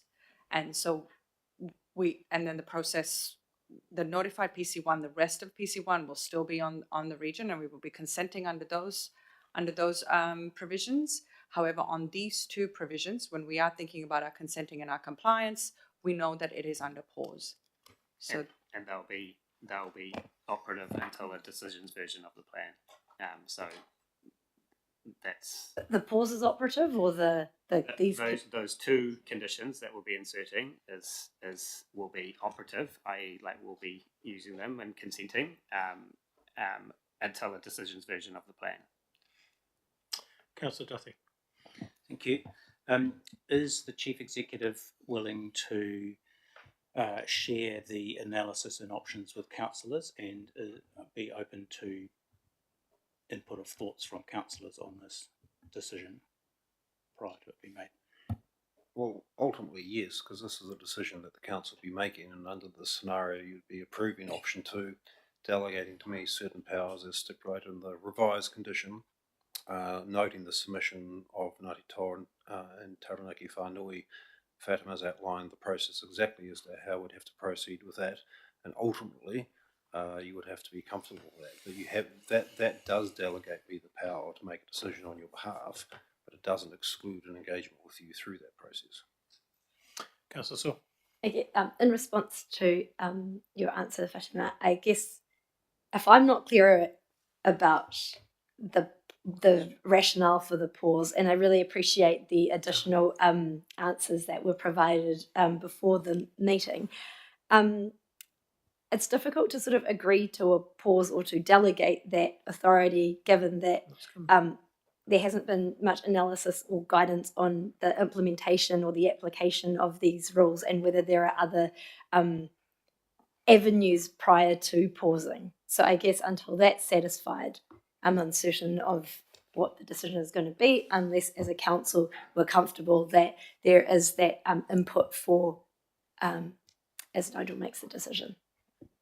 So what was your question? My question is, how are we deciding to, are there other avenues and information we need to see before deciding for the temporary pause, and are there other avenues and analysis we should have seen before going to a pause?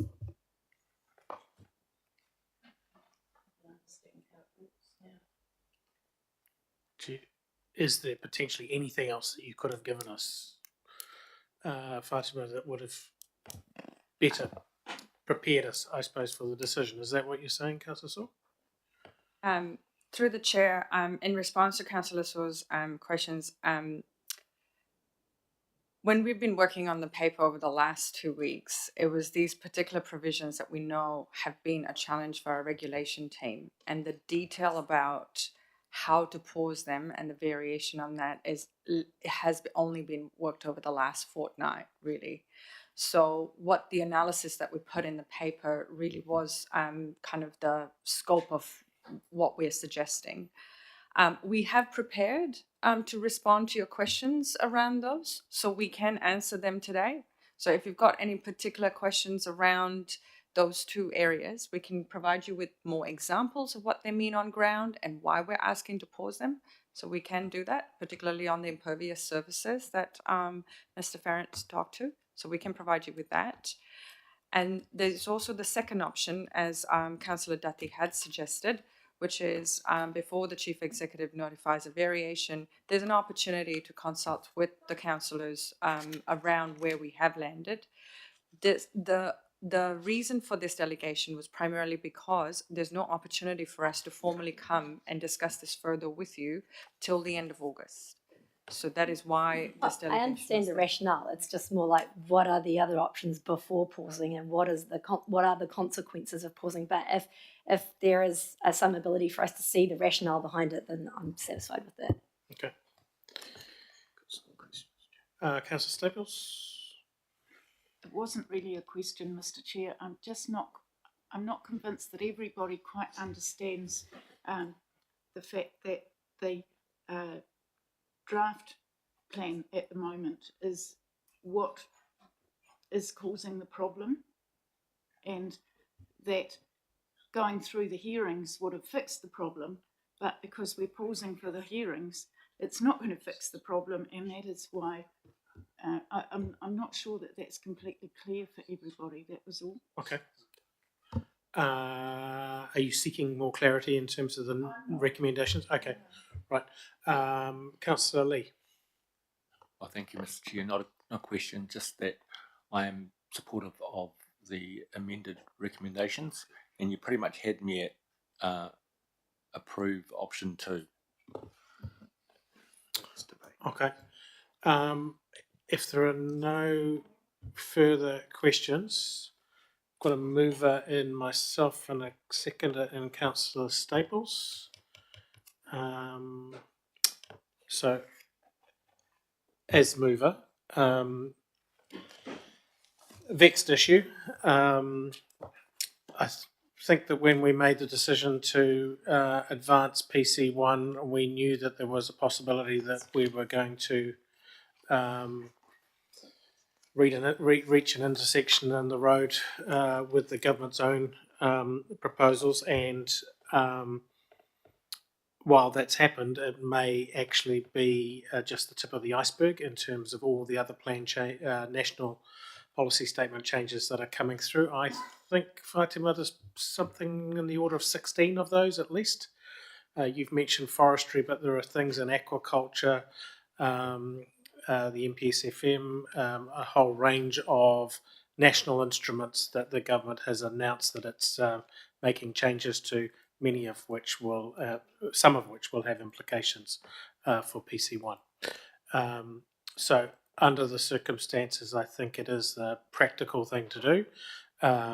It also recognises that we just can't keep on throwing ratepayer money at a process that is going to potentially be turned upside down by government edict, if you like. And I think we are wise to pause as a consequence. Councillor Staples. Thank you, Mr. Chair. I totally agree with regards to this being a vexed issue, and probably one of the hardest decisions that we've had to make in recent times. I've listened carefully to all the public participation we had today, and I would like those people to understand that I did hear what they have to say. We did not hear anybody come and talk to us today that said pause, and it's easy to believe that nobody feels like that, and that's actually not the case. And we've been elected to represent everybody, so we do have to make sure that we keep our minds open and consider the people out there who would actually like us to pause and consider the government direction.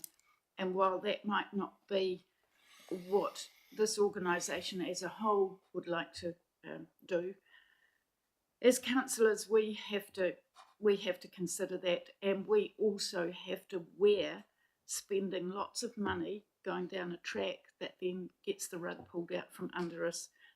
We're the people that are held responsible, not the people that come and talk to us. So it is with regret for me that we are ending up in this position, but for the reasons that I've just mentioned, that is why I'm prepared to vote for option 2.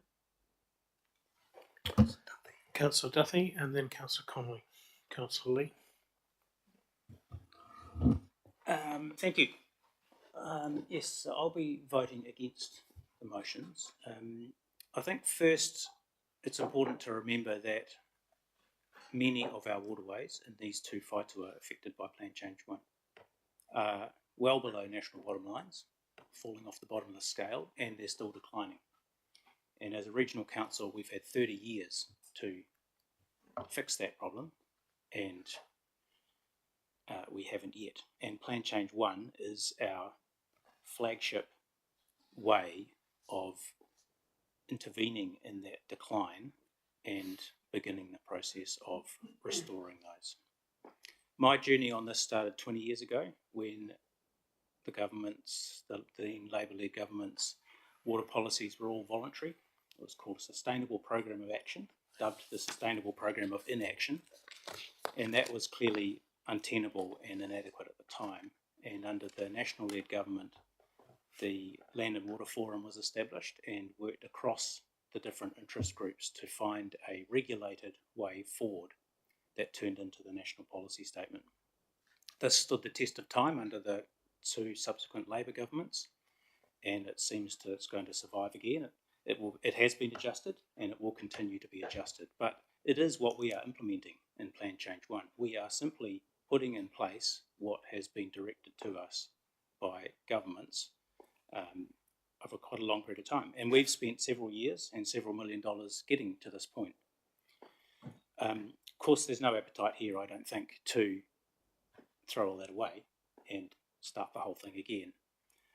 But I actually think I back Plan Change 1 as a balanced approach. It considered the scientific evidence, the continued decline and the need, the imperative to reverse that. It had extensive community input from anyone who wanted to participate and were proactively brought into the participation. It considered the practicality of change, the slow, the deep legacy we have to fix and the length of time that will involve, the costs involved, how those are to be allocated.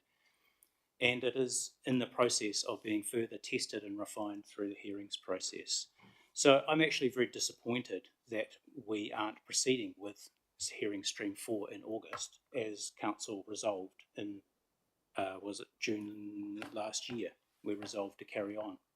And we haven't actually decided not to do that, but we seem to have been a bit snookered by we can't actually carry on anymore. We need to get ministerial approval.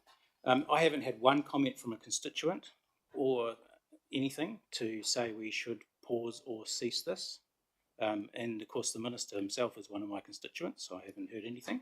And I don't believe in crystal ball gazing or second guessing political will and all that sort of thing. I think we need to act under the law as it is now and then adjust when there is a new law. It's actually, there's a name for it, it's called obeying in advance, and it has been one of the main legitimisers of authoritarian power over the last century, which is perhaps putting it in slightly too grand a thing, but we are basically second guessing what someone else might do to us, and I don't agree with that. So if the government has a problem with particular provisions of PC1, they should write us a letter and point them out, and we could consider varying or withdrawing those.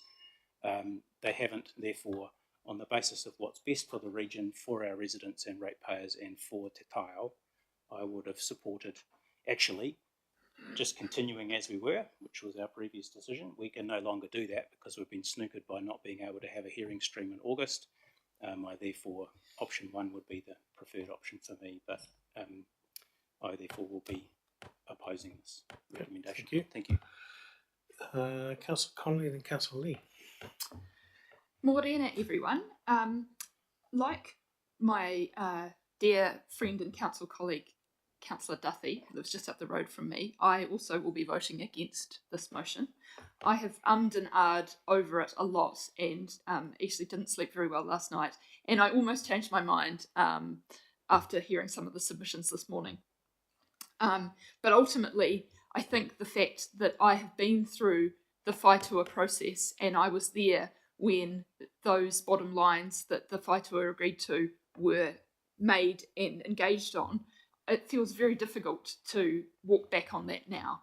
I live in Silverstream, which is a beautiful part of Te Awa Kairangi He Uta, and it's great to be by the river, excepting for the fact that I live by a Wellington water stormwater overflow, and it often stinks, and it often, Lawa advises us not to swim in that part of the river because every time it rains heavily, wastewater finds its way into the stream through the stormwater overflow.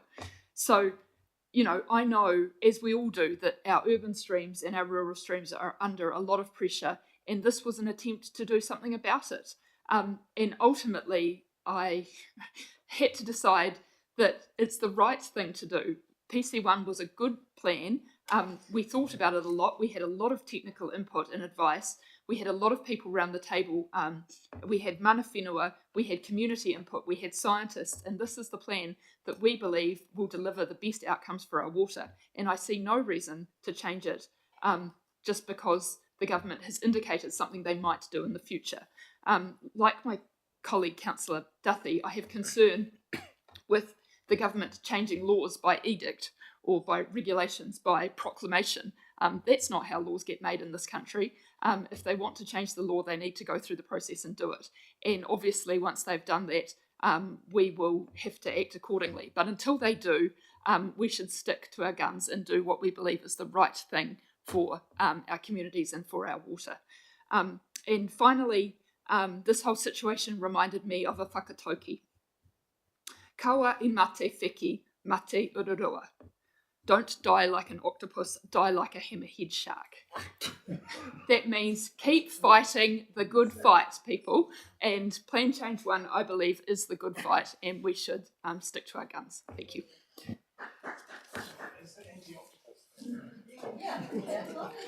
What's wrong with the wheki?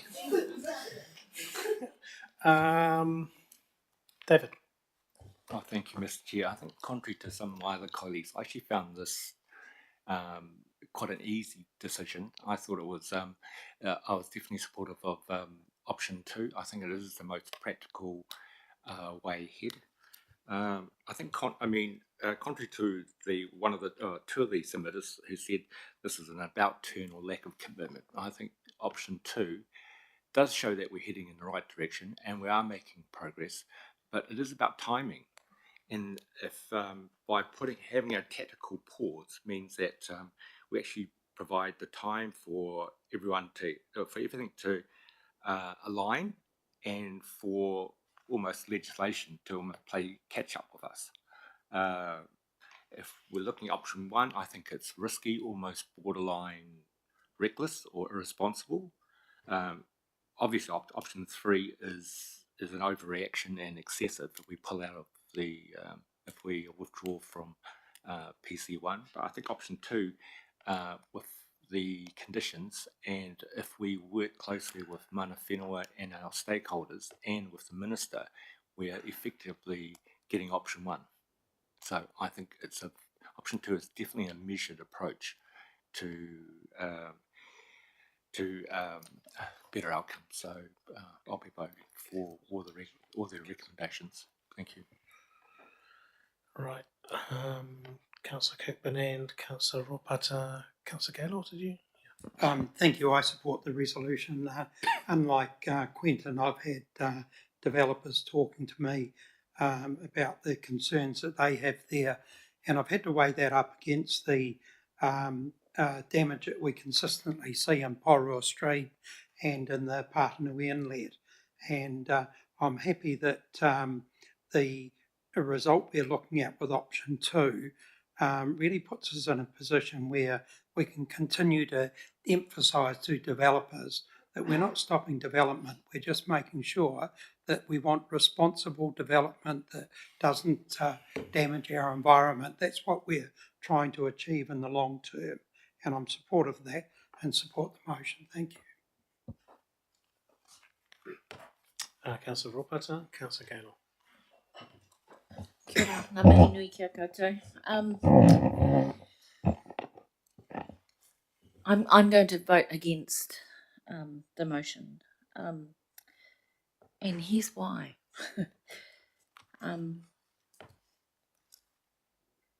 Ko te au, te awa, ko te awa, ko au. I am the river and the river is me. Having sat through the end of the Ruamahanga with Adrian, the Awanui Purirua whip, and the Whanganui Atara whip, it's hard to believe that actually we're stepping back from the huge community consultation that we went through, the cost of that. And I just want to be able to say is, for Purirua, we've been living through local council agreements, legislation that established back in the 1890s a lunatic asylum. And that lunatic asylum was the beginning of wastewater pollution in our little city of Purirua. And it hasn't stopped, actually, and development hasn't stopped, and nothing has changed. In fact, it's gotten worse. I don't want this to be seen as me standing against what my iwi Māori colleagues have said from Ngāti Toa Te Atiawa, rather to see it as an and. Someone has to stick up for the awa, and I've been watching it for 59 years degrade, and it just does not seem right to me that we don't continue Plan Change 1 and we fight the good fight.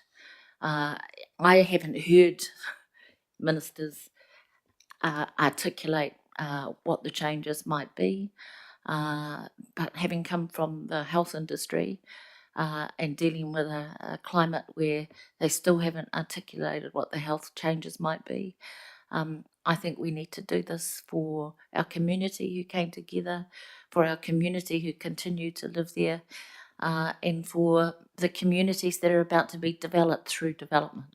Kia ora. Kia ora. Councillor Gaynor. Thank you very much. I just want to say that I'll be supporting the option 2, and I just want to say that I do feel with those who want to vote against it, but I'm heartened that none of the government's intentions or signals or whatever are going to change one iota for the operational work that we are doing this planting season. For example, the 30,000 plants that are going in this planting season into Queen Elizabeth Park, and the 60,000 that will go in next year, and the 60,000 that will go in the year after. And that's just 1/4 of a little teeny tiny bit of our patch across the whole region. So we are actually getting on and doing the things for me that matter the most, to see the plants going in, and that our communities that we have been working with through the whaitua processes, that we are working with them, and we all know how on board they are. And none of this will curb their commitment or their enthusiasm to do all the additional planting that they will be doing as community groups this planting season, that I'm very proud of the work that we do to support them, as we heard from the guardians of the Pātuanui Inlet last week. Thank you. Very good. Any other councillors? Councillor Nash could be Councillor Nash, then Councillor Saw, and then that might be. Kia ora, Chair. Kia ora, everyone. Yeah, so thanks for all the work. I have listened, and I think I will. I don't really know how to vote but I think I've been convinced to vote against those recommendations on balance. I won't say much, but I would say one of the things in my mind is the economic rationale over the long term for the region of PC1. I think in the short term, you can make a plausible argument that some private developers or individuals or organisations might benefit from watering down Plan Change 1 or stopping it. But I think in the long term, it actually encourages a much more fiscally responsible form of urban development that will strengthen our economy and strengthen our fiscal resilience in the future. And we should be encouraging that. I also think that asserting this will constrain the ability for intervention on the basis that this plan change hampers our economy. And so I would ask if we could take the recommendations one by one, because I might like to vote for some of them, but not all of them. So thank you. Okay. Councillor Saw. Like some of my colleagues, I too had the worst sleep ever last night because of having to vote against leaving a legacy of further degradation of our waterways. It's true that a lot of metro and urban populations are quite divorced and unaware of their impact. And for me, PC1 was about taking people I know who are not so aware of their waterways and the health of their streams and the impacts that the settings that we make permit them to pollute without realising. And I find it really uncomfortable that we're in this situation where even in the decision we had for our existing PC1 plan that was pragmatic and compromised from the best case optimal scenario for Te Taiao to arrest the degradation at a quicker rate.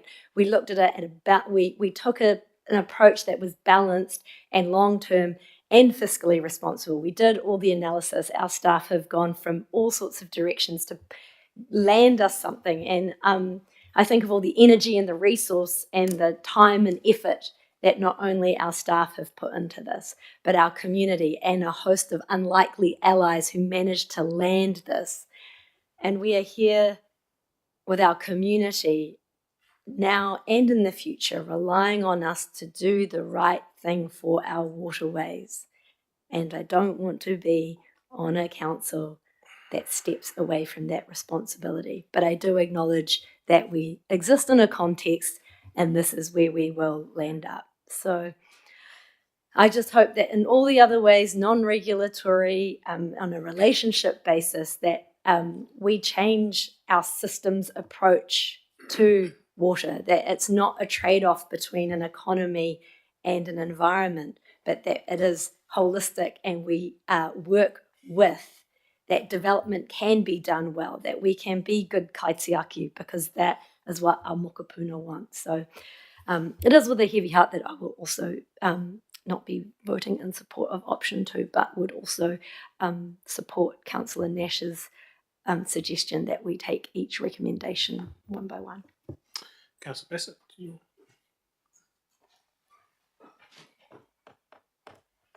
Thank you, Mr. Chairman. I will be supporting the recommendation for the number 2.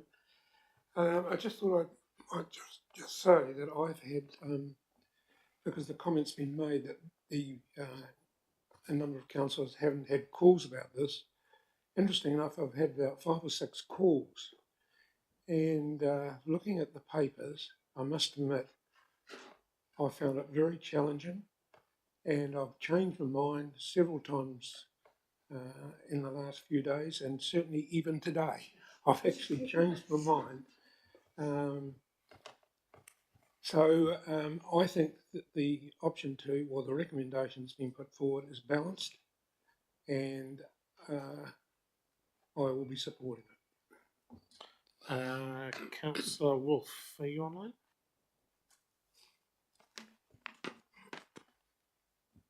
Yeah, thanks, Mr. Chair. I'm similarly placed to Councillor Bassett. I've gone either way. I'm sticking with I'm voting for the option. Okay. Thanks, Councillor Wolf. Councillor Levin. it's been very challenging, obviously, to state the tone of our debates this morning, a situation not of our own making. To be honest, I came in this morning firmly in favour of PC1 and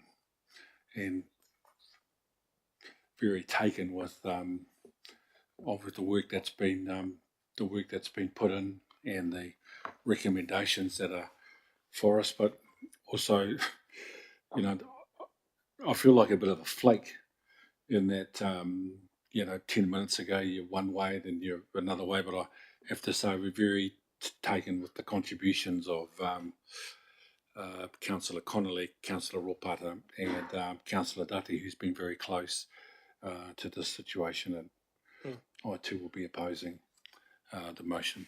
Thank you. Good. So the unfortunate thing in this debate is that there are sort of no winners.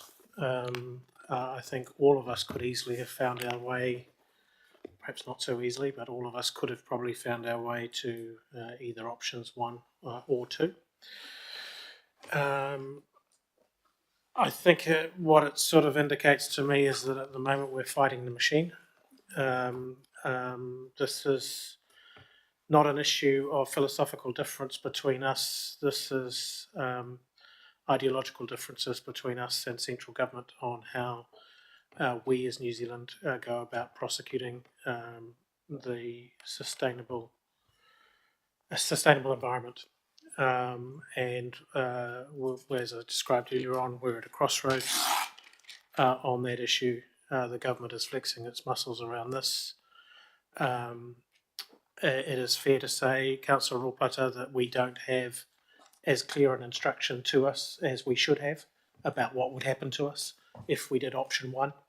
But I can say that in the back channels, the indication is that you'll be done over in the back alley. In other words, there will be intervention by the government. Now, it's my job to try and get that out of the government so that you can all be clearer in the decisions that we are going to make at the moment. But it is clear that that Minister Bishop is on a steamroller, and he is moving forward. And so, I think the reminder here is that PC1 is still on the table. It's live in that it is the authority at the moment that officers will have to live with. So, as a product of the Whai Tour, we're not removing that. We are taking time to understand the changes that are coming from us from government in order that we can interleave them into the final product with the final set of hearings. So, yeah, not a good day for any of us. All those in favour, please say aye. Hang on. Oh, individual. You want individual? We need a procedural step for Councillor Wolf to put his screen on. Oh, Councillor Wolf, can you put your screen on, please? It is on. It's showing SW. Your camera. Oh, well, I don't know why that is. Yeah, oops. You came on briefly there. So. It was on. Is it on now? No. It was briefly. You must have pressed something. Is it sure? No. It's certainly on my screen. Okay. As an alternative, you'll need to ask him for each. Okay, so I will ask you for your vote. We're going to take them on a clause by clause basis, Simon. Yeah. Recommendation by recommendation. Sorry, there are 4 recommendations on the screen. Recommendation 1. All those in favour, please say aye. Those against? Do you wish to have your vote recorded on that? Yes. Yeah. So both sides. Yeah, I'm good. First. And Simon, I presume? Yeah, I'm good. And all those opposed? Thank you. Paper pass. Chief, if you want all the names recorded, it would be a division vote. So I just want to check that. Otherwise, only votes recorded for those against the motion get recorded. Yeah, division vote then. Thank you. That's recommendation 1 passed. 7-6. 2 is delegates to the chief executive. All those in favour, please say aye. Aye. Opposed? 1, 2. 1, 2, 3. So the opposed, it's carried, but do you want to be recorded? Who wants their names recorded against? Against? Hands, please. Councillor Duthie.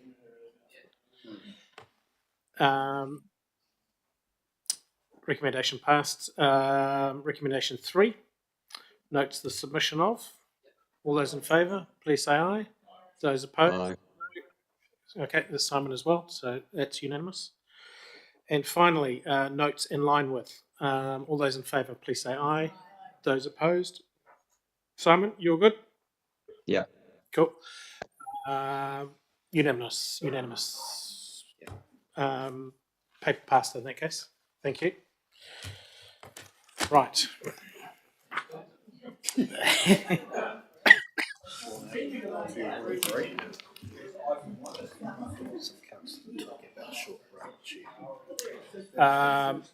What's time? You can either take a short break or lunch. Do you want to take 5 minutes? Or do you want to take lunch? 5 minutes? Okay, 5 minutes, folks. 5 minutes, Simon. Yeah, thank you.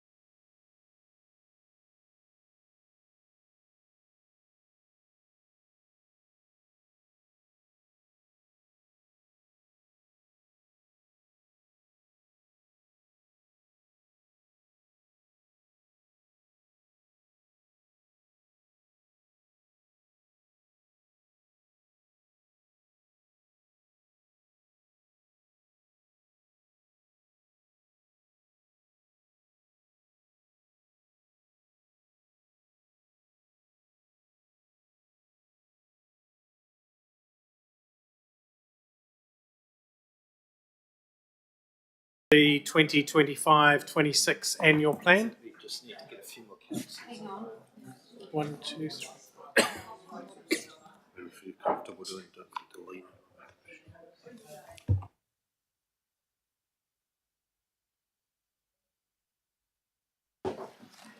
Right. A few comments over the morning tea, Simon, about how ironic it is that the professional photographer can't turn the camera on.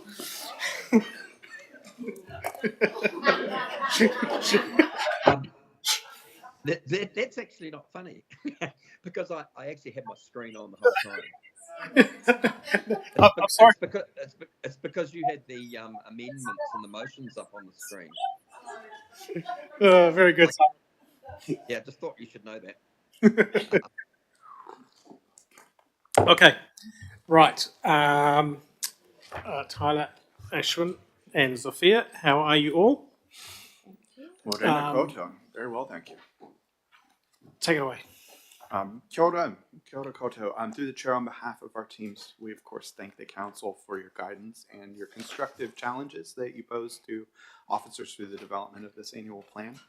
As you know, like many councils across Aotearoa, we've had a lot to navigate, an array of complexities in order to strike a balance of affordability and create value for our communities. This annual plan reflects a rigorous review of our work programs and a series of tough but bold decisions that reflect a complex and deliberate process of trade-offs that you have made along the way in order to make sure that we continue to maintain investment in our core areas such as flood, pest control, asset management. And of course, we're grateful to our colleagues that and the public that have engaged during this process. And we thank everyone that supported us along the way, particularly colleague Christina Underhill, who championed this process mostly through up until now for their diligent mahi. I'll hand over to Ashwin. Thanks, Tyler. I would just like to reiterate and a big thank you to all the councillors for giving us direction and also for our executive leadership team for providing guidance on the various business units in the organization have worked really hard to bring the rates number down from 14.5% in the LTP to 9.72%. And I would also like to acknowledge the finance business partners and also the other accountants, especially Daryl and Sean, who have helped with the financial parts of the annual plan.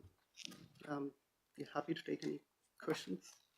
We also have a design sample for you folks that we'll pass down on each side and one for the public table. The chair also has a copy at the front there. This is not a fully comprehensive document. The fully designed document should be due for publication on Monday. However, you do have the clean Word document that was submitted in your council packs. Okay, questions, councillors? Councillor Duthie.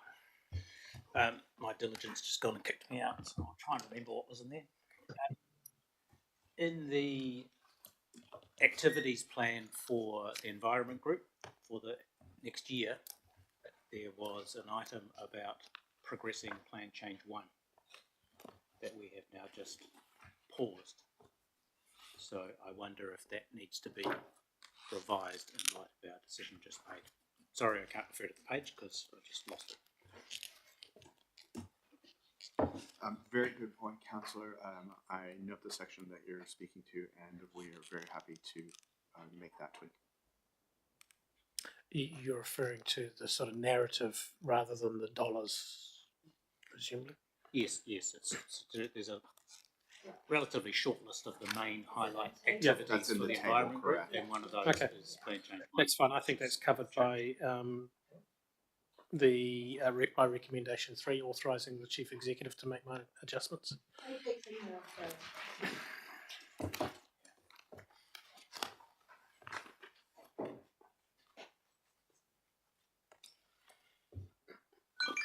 Okay. Right. Other questions? Otherwise, do I have a mover and a seconder? Councillor Saw and Councillor Conley, do either of you wish to speak to this?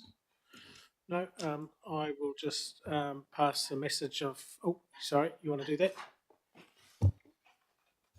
Yes, just once again thanking the team for pulling this together and for bringing our numbers down so it's reflective of the sort of environment we're operating in for those who are contributing to our work. So thank you for keeping it all contained. Councillor Staples. Thank you, Mr. Chair, and likewise thanking the team for all the work you've done. It has not been simple. I would just like to say that I don't think we should be too congratulatory on ourselves for getting to 9.75.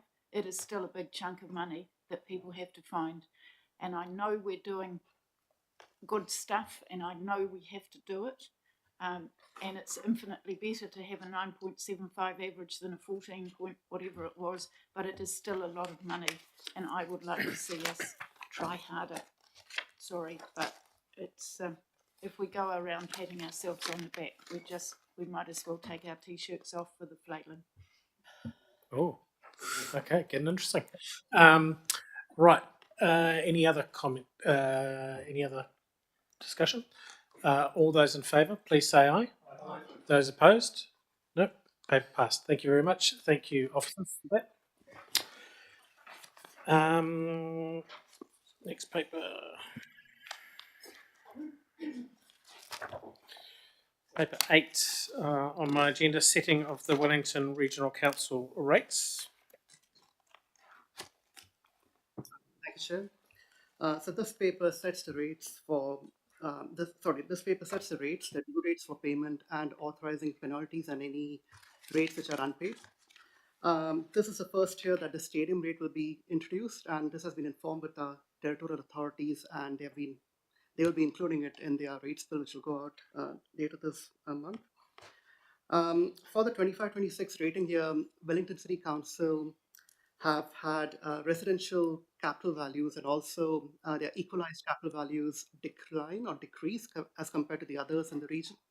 What this means is that the general rate burden will be shared more by the other TAs as compared to WCC. But having said that, WCC still has a very large rating base. So it will still be in a way proportion between all the ratepayers. For the year, the other thing is Wellington City Council have also done a Three Waters valuation of their assets. This is combined with the business rates. So what this means is the business rates has gone up. But again, since WCC are the biggest ratepayer, they will bear more of the burden as compared to the rest of the business. I'll take the report as well. We're happy to take any questions. Questions from councillors? Councillor Staples?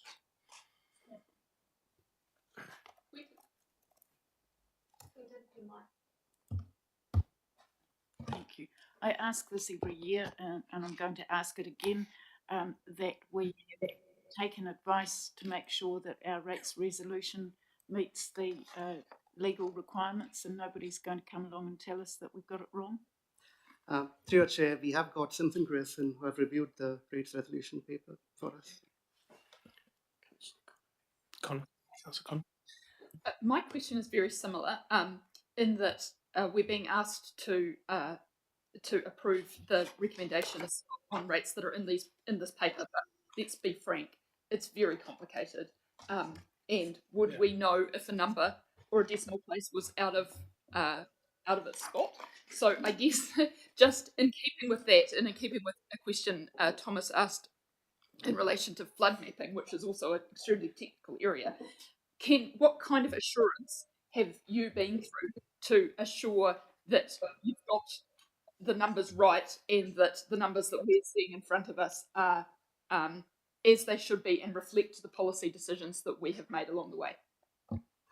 Through your chair, in terms of the rates model, the very starting point is the revenue and financing policy. So we have ensured that the rating model follows what the policy says it will do. The model itself and the tables that you see in the paper, they do look quite complicated, but the rates model is a complicated model. And we've got multiple pairs of eyes which go through the whole rates allocation, and the model itself has got a lot of checks built in to make sure that nothing is out of whack, even to the very cent. So every year we religiously do that, and this is quite an important task for our team because it's our main revenue source for the council. So we do look at it very, very diligently every year. So what external eyes have been over the rating numbers and this paper, the numbers that are in this paper. To your chair, for the numbers itself, there are no external pair of eyes which have gone through it. We have got multiple pair of eyes within our own finance team which have gone through it, because it's a model which they are all familiar with, and because we do it every single year, we haven't had the need to go external for an external review. Because for us, the revenue and financing policy is the key policy which will dictate how the rates will be spread across the region, and all the rates model is doing is allocating it for the various regions. So not one-eyed. Yeah. I wonder if that's something we should look at through the finance and risk policy as to whether additional assurance is warranted, given that this is where most of our money comes from. Oh. Yeah, sorry, Ali. Oh, I was just going to say, but Simpson and Greason do review it and point out anything that they think either legally or that looks awry. So there is an external set of eyes, although they are not accountants, obviously. Does that satisfy you, Councillor? Look, I have a lot of confidence in both Ellie and Ashwin. It's just the fact that when you're presented with numbers that really, I'm relying on them and the processes that they've gone through to make sure that these numbers are correct. Sure. Okay, so I understand, and I think the answer's got a good though in relation to the due diligence that you've undertaken. Any other questions? Anything else to add, Ashwin, Ali? No? A mover and a seconder on this paper. I'll move the paper for the seconder, Councillor Nash. I don't propose to say anything. All those in favour, please say aye. Those opposed, no. Simon, you good? Yeah, I'm good. Thank you. Paper passed. Thank you very much. So through your chair, I know it's after the event, but we do have internal audit on the rating model coming up in the next, next year. Right, and the paper that always follows the setting of rates is the wholesale water levy. Julie.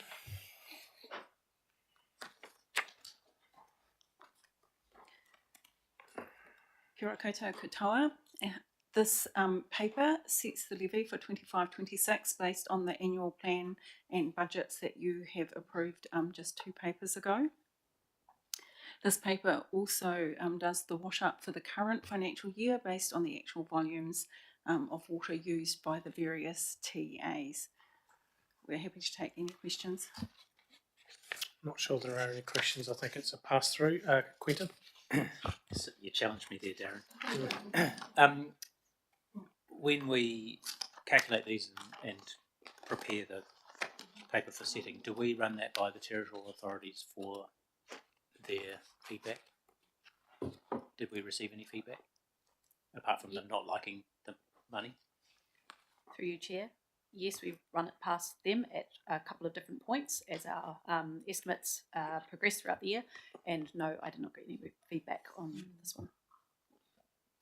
Fair to say, Quentin, that they don't like any of the levy. The rate did reduce during the year, so we did get some positive feedback from a couple of the CFOs on that basis. Right.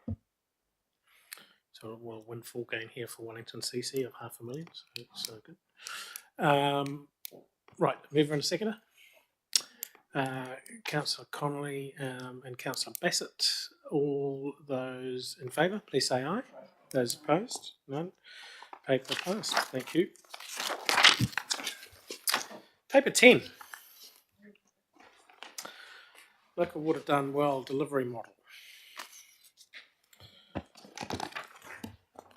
Okay, so this is a reasonably involved paper.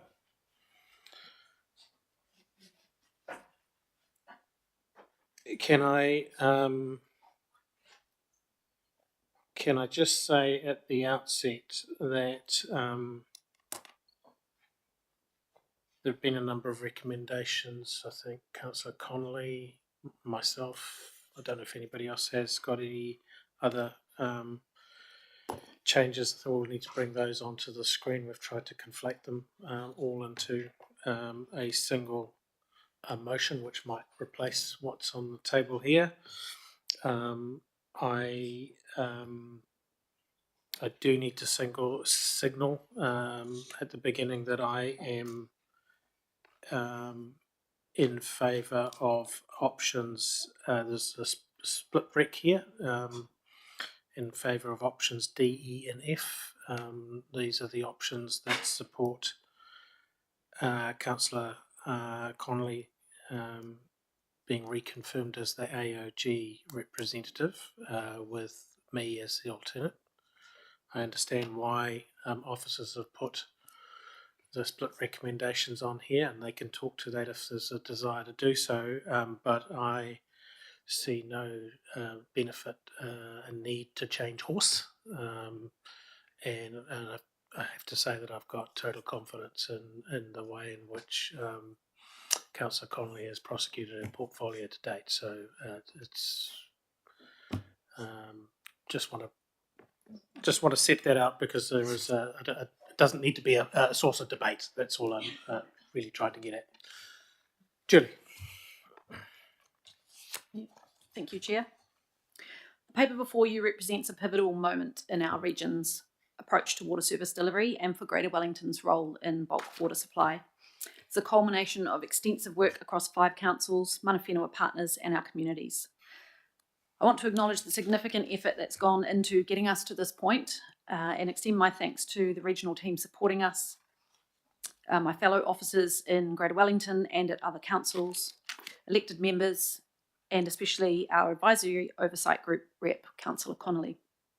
There are 3 decisions you are asked to consider today. Firstly, to confirm the delivery model. We're asking you to consider whether to agree to jointly establish and co-own a new multi-council water services organisation with the other 4 metro councils, Wellington City Council, Porirua City Council, Hutt City and Upper Hutt City, and then support the development of a joint water services delivery plan to submit to DIA by the 3rd of September. You're also asked to agree to a revised role and terms for the advisory oversight group. This would enable it to act as a temporary cross-council group for a limited period of time between now and October, with delegated authority to oversee key establishment activities, including appointing interim directors and guiding the development of the draft constitution and stakeholder agreement for the new entity. And finally, as the Chair has mentioned, there is a need to reconfirm Greater Wellington's representation on the advisory oversight group and choose between 2 options for that. These are not just technical or operational decisions, they are strategic ones, with long-term implications for how the region manages, governs and invests in our water infrastructure. The decisions you make today will shape the future of water services for generations to come. So before I hand to Councillor Connolly for her opening remarks, I just encourage you to consider the full context of the paper and the discussions that we've had with you, certainly in the time that I've been in the role, and the advice that you've received on this matter in the past, the feedback you've had from our communities, and the opportunity we have to shape a resilient, future-focused water services system for our region. Over to you, Councillor Connolly. Kia ora. The genesis of the current water reforms hark back to a water contamination issue in Havelock North, where 5,500 people became ill and 45 were hospitalised, and unfortunately another died. This was a wake-up call that things were not okay with New Zealand's water system, as if we in Wellington needed much reminder that things were not okay, given we regularly have geysers of poo appearing in our streets. Since that time, we have had many water reforms to navigate and a couple of false starts as one system got overturned for a slightly different system. But ultimately, everything since 2016 has been heading in this direction. We all agree that there is a need to be more sustainable, that there needs to be more sustainable management of our 3 waters network, such that future generations do not end up carrying the can for the poor decisions of their parents and grandparents. The AOG, led by Dame Kerry Prendergast, has been the political body that has overseen the work of the Wellington councils to get us to this point. As Greater Wellington's AOG member, I have endeavoured to provide insightful and pragmatic leadership in an unparochial fashion. As our chair noted in his recent op-ed in the Post, some decisions are usefully considered with a catchment, regional or network lens. I have emphasised the need to respect the environmental limits in our decision-making. I have put Te Tiriti considerations on the table and listened to our mana whenua partners and ensured that they have a continued place at the water entity. I've sought efficient outcomes such that neither water nor our community's money is wasted. When there was a difficult issue, I have sought guidance from the rest of the council, so I hope you see your voice in the paper that has finally landed in front of you. Thank you. Sure. Right. Questions from councillors first, I think just generally, and then are you ready to put the alternative set of recommendations on? Okay. Yep. Let's go with the questions first. Thank you, Mr. Chair. My question is around the recommendation number 3 about jointly establishing and co-owning a new water services council-controlled organisation. Now, I know that I'm seeking clarification around exactly what that means now and in the longer term, because we have had discussions offline about whether we stay in or we opt out. And so if I mean, at a large level, I'm quite happy to support these recommendations, but I want to understand what that co-owning means for the longer term, and if there is a discussion about whether we stay in or out, when do we have that and when do we make that decision, please?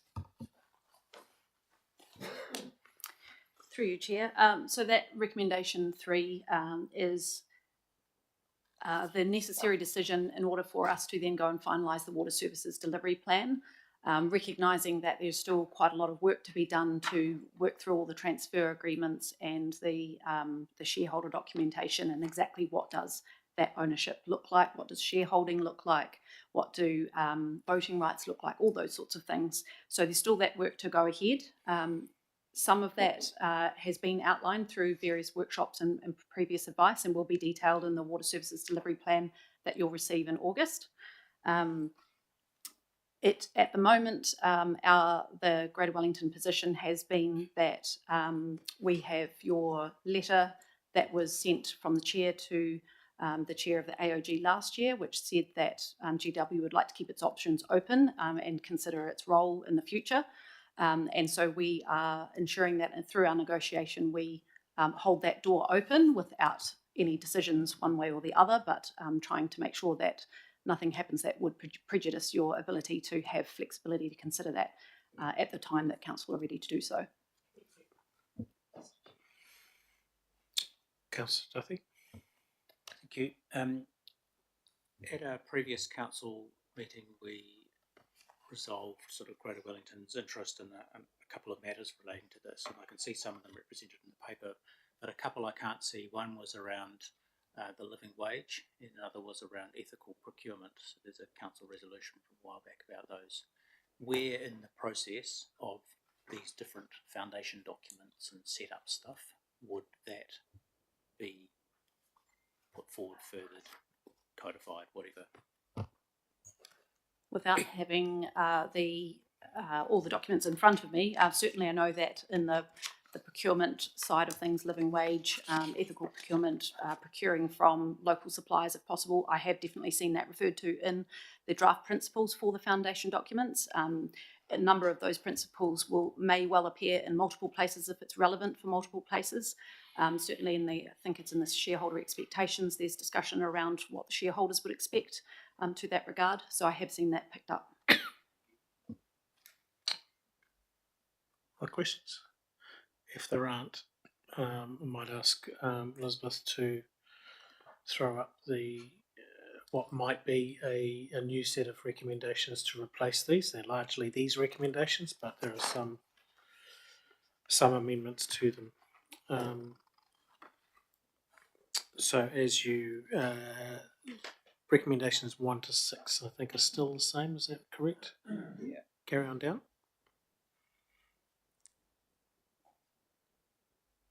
So recommendation 7 is a new recommendation that reflects on previous decisions that we have made and correspondence that went to the chair of the AOG, and that effectively was that it was our intention to withdraw at some stage in the future from the new Wellington water model. So it's only a noting recommendation that that is a point that we had come to in the past. Recommendation 8, can you bring that onto the screen a bit more? So recommendation 8 is that, well, you can read it on the screen, it's rather involved, and I may have got it a bit screwed up when I rewrote it last night.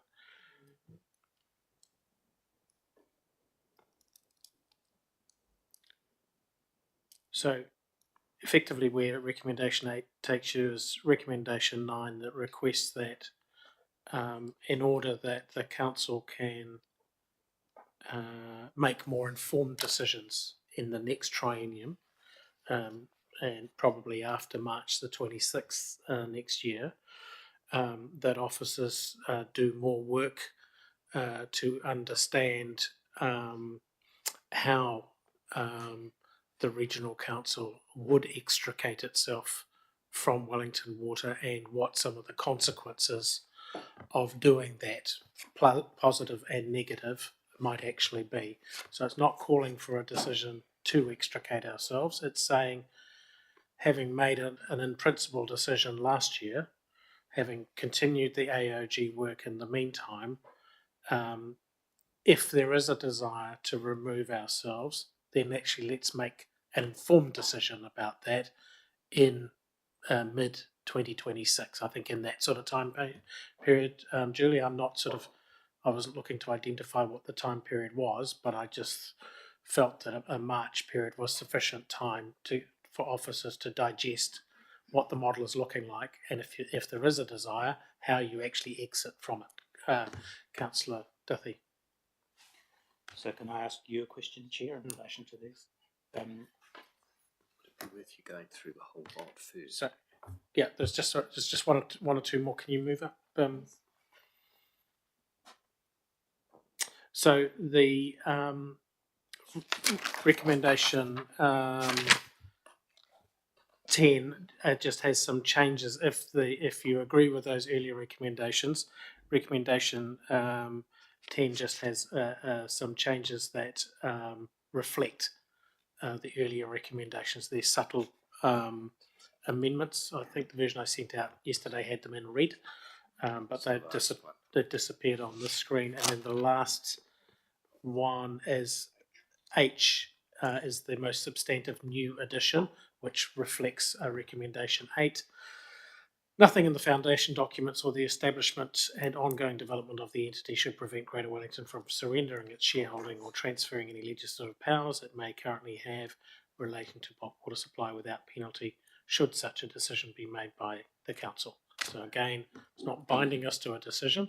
It's really trying to signal that consideration will need to be given as you're working through the model to how exit might be managed. So this what we're saying is this can't be just absolutely purely a task of setting up the new entity. You have to look at, in our case, what exit might look like, when that exit might be triggered, and what the consequences of that exit might be. Sorry, Quentin. And then I circulated two further recommendations. The first one remains the biggest concern I have about all this water space is that as the AOG, we have had no discussions, and I mean not a single discussion, about how stormwater is going to be incorporated into the model, and nothing around the stormwater flood management interface has been discussed either. Now, I've raised this at the AOG a number of times, and Dougal has promised to organise a workshop specifically on the subject of stormwater, but that has yet to happen despite my nagging. So I just wanted to get that note in there just as a further tool that I can use to hustle that conversation along. And the second one is just in regards to what might be in the Consumer Charter, recognising the concerns that we heard from some of our constituents today about the effects on possible large multifamilies or people on low income and renters, just for consideration for the Consumer Charter. So, what Francis has put in front of me, procedural as he is clause 3.79. Amendments relevant. Every proposed amendment must be relevant to the motion under discussion and not be similar in terms to an amendment that has been lost. Can you thread that needle, Councillor Connolly? It's not an amendment. Even No, God, is it relevant? It's not. It's not the fact that it's an amendment, because we're talking about the structural makeup of Wellington Water 2.0. I'm not saying it is or it isn't. I'm just like, can you make your case a bit more that it is relevant? Well, these are to do with the foundation documents of the organisation, which are mentioned in multiple times throughout the paper. Okay. Can we or bring? it's an integrated catchment management. We can echo It's those two. If you've got those two recommendations, can you add those in verbatim as they were, and then we can. Yeah. Kapai. Can we have a moment to read these? I mean, I don't want to sound grisly, but at 10 o'clock last night when you sent them, I'd gone to bed, and some of us actually don't sit and do emails before they get a chance to come here to council. I thought you don't read it. Go on. No, I didn't. Chair, what we could do is email it so they can look at it on their own screen. So, how about we take a break for lunch? Yeah.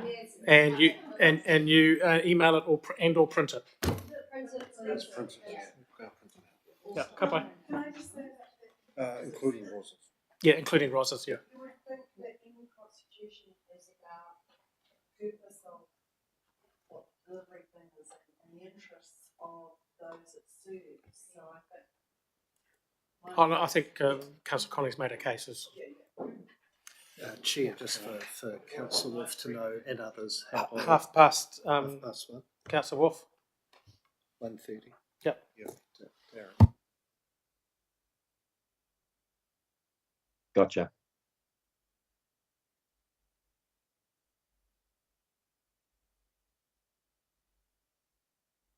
You're adjourning the meeting. Yeah, we're adjourning the meeting for lunch.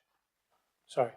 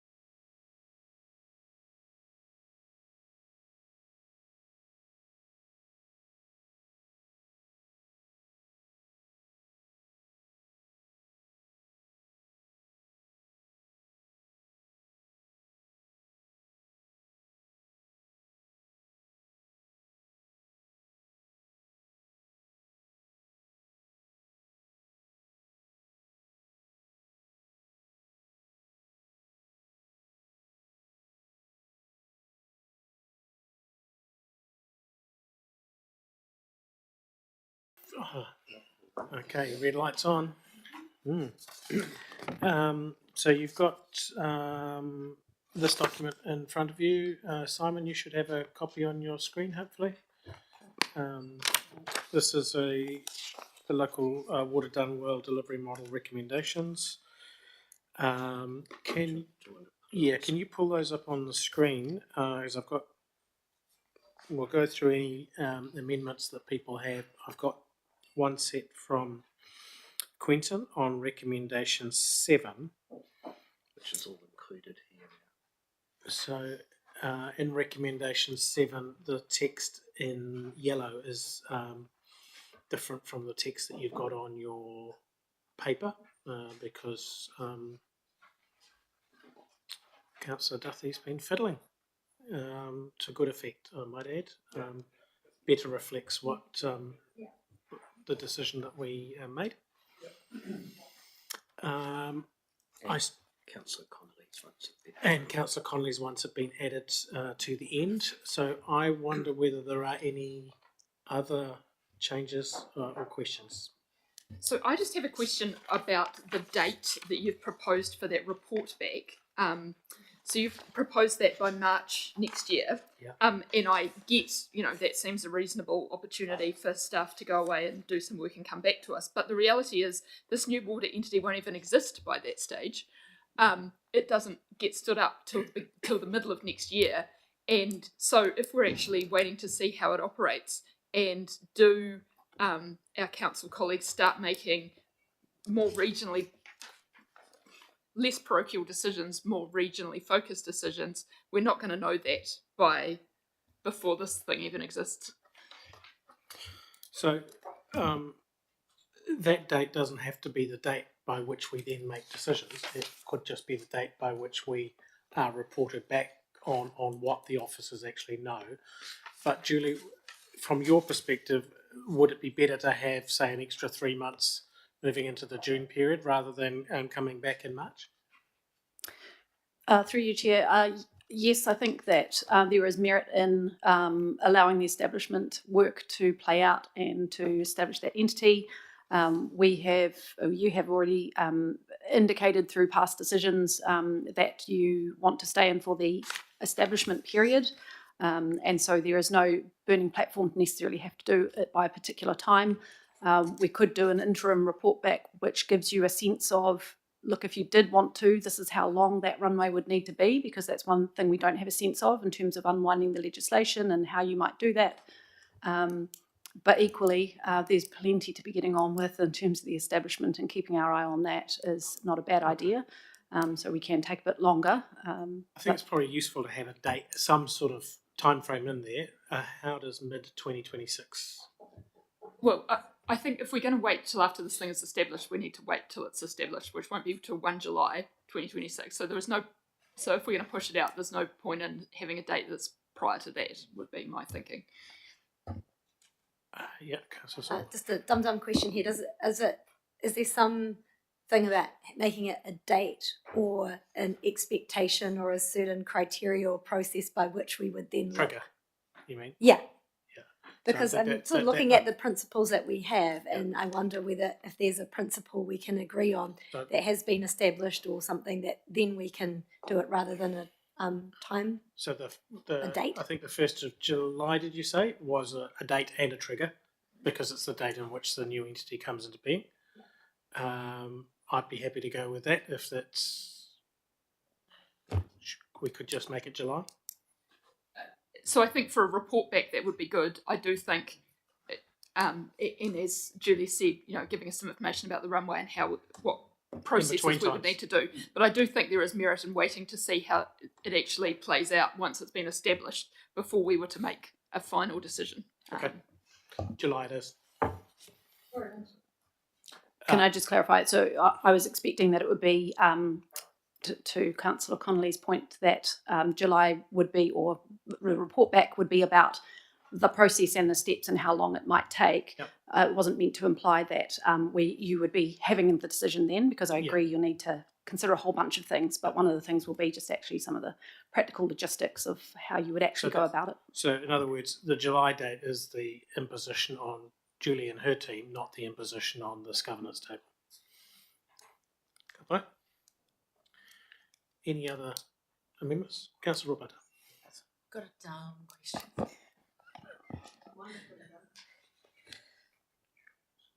What happens if, and this probably won't happen, but if you don't get elected back in? So in terms of the AOG, so what we're determining regards membership of the AOG is just for meetings between now and the 1st of October when we have to submit the water services plan. The AOG itself will be wrapped up and reformed post the new election. Okay. So we'll have to have another paper to actually decide those things. Julie, you were going to say something? Yes, sorry, on the previous matter, my esteemed colleagues to my left here have advised that we believe Council's in recess in July next year, so we might need to make it either August or June.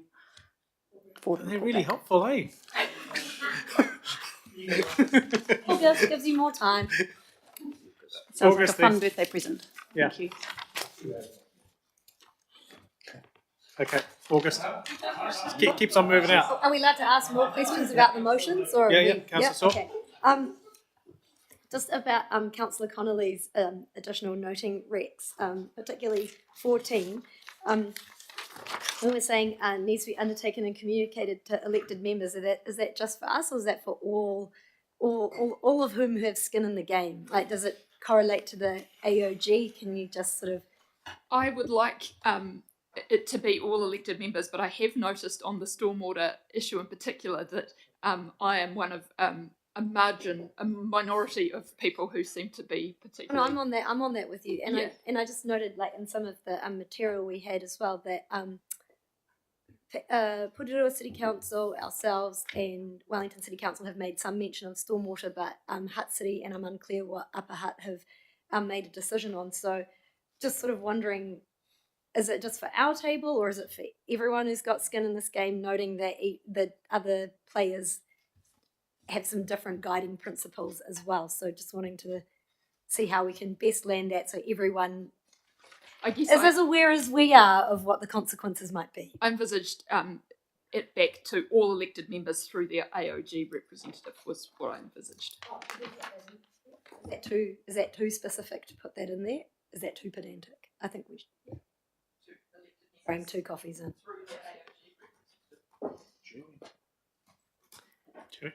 In regards to the stormwater workshop that's been organised, which is proposed for late July, we're just working with the regional team and RTA colleagues on the content and scope of that. It is intended to be offered to all elected members on an opt-in basis, so everyone will have the ability to participate in that stormwater discussion. Okay, further questions? Quentin, you all right? Good.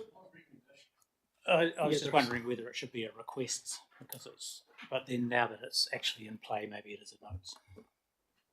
Because I guess we are wanting to back up Councillor Connolly and requesting we get this stormwater thing. Yes. However, if you're saying it is actually scheduled and going to happen, maybe noting is sufficient. So I was. Well, it's Councillor Connolly's recommendation. Have you undercooked it, Councillor Connolly? Maybe I have. Maybe it could be request that more work in relation to stormwater needs to be undertaken and communicated. The questionnaire is Julie tells me that number 15 may in fact be superfluous because it is already in there, but so I think noting that is okay.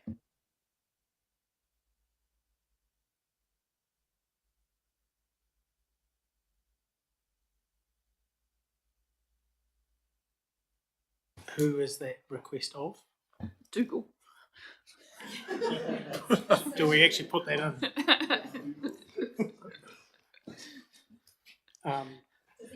So how do you want to characterise it? Sounds like postman Pat. I feel officers have a clear understanding of the direction that you want us to take by the noting, and whether it's a request or noting will follow through. That will eventually go through to the Dougal and the team, and that's how it'll come back to you. So And it has been also noted through the records of minutes through the AOG as well. Okay, look, I think we're done this to death. Councillor Connolly, you want to move this? Yes, so I am happy to move actually all of the recommendations except for recommendation 12 because I will abstain from that recommendation. That's moving. Hang on a sec.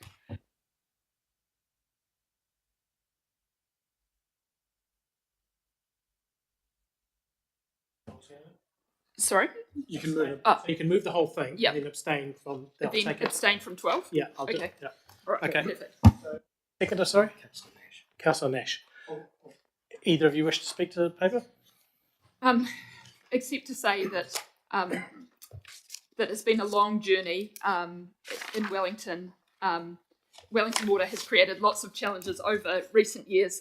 We've had not enough fluoride and too many leaks, droughts, smells, and 5 different reviews.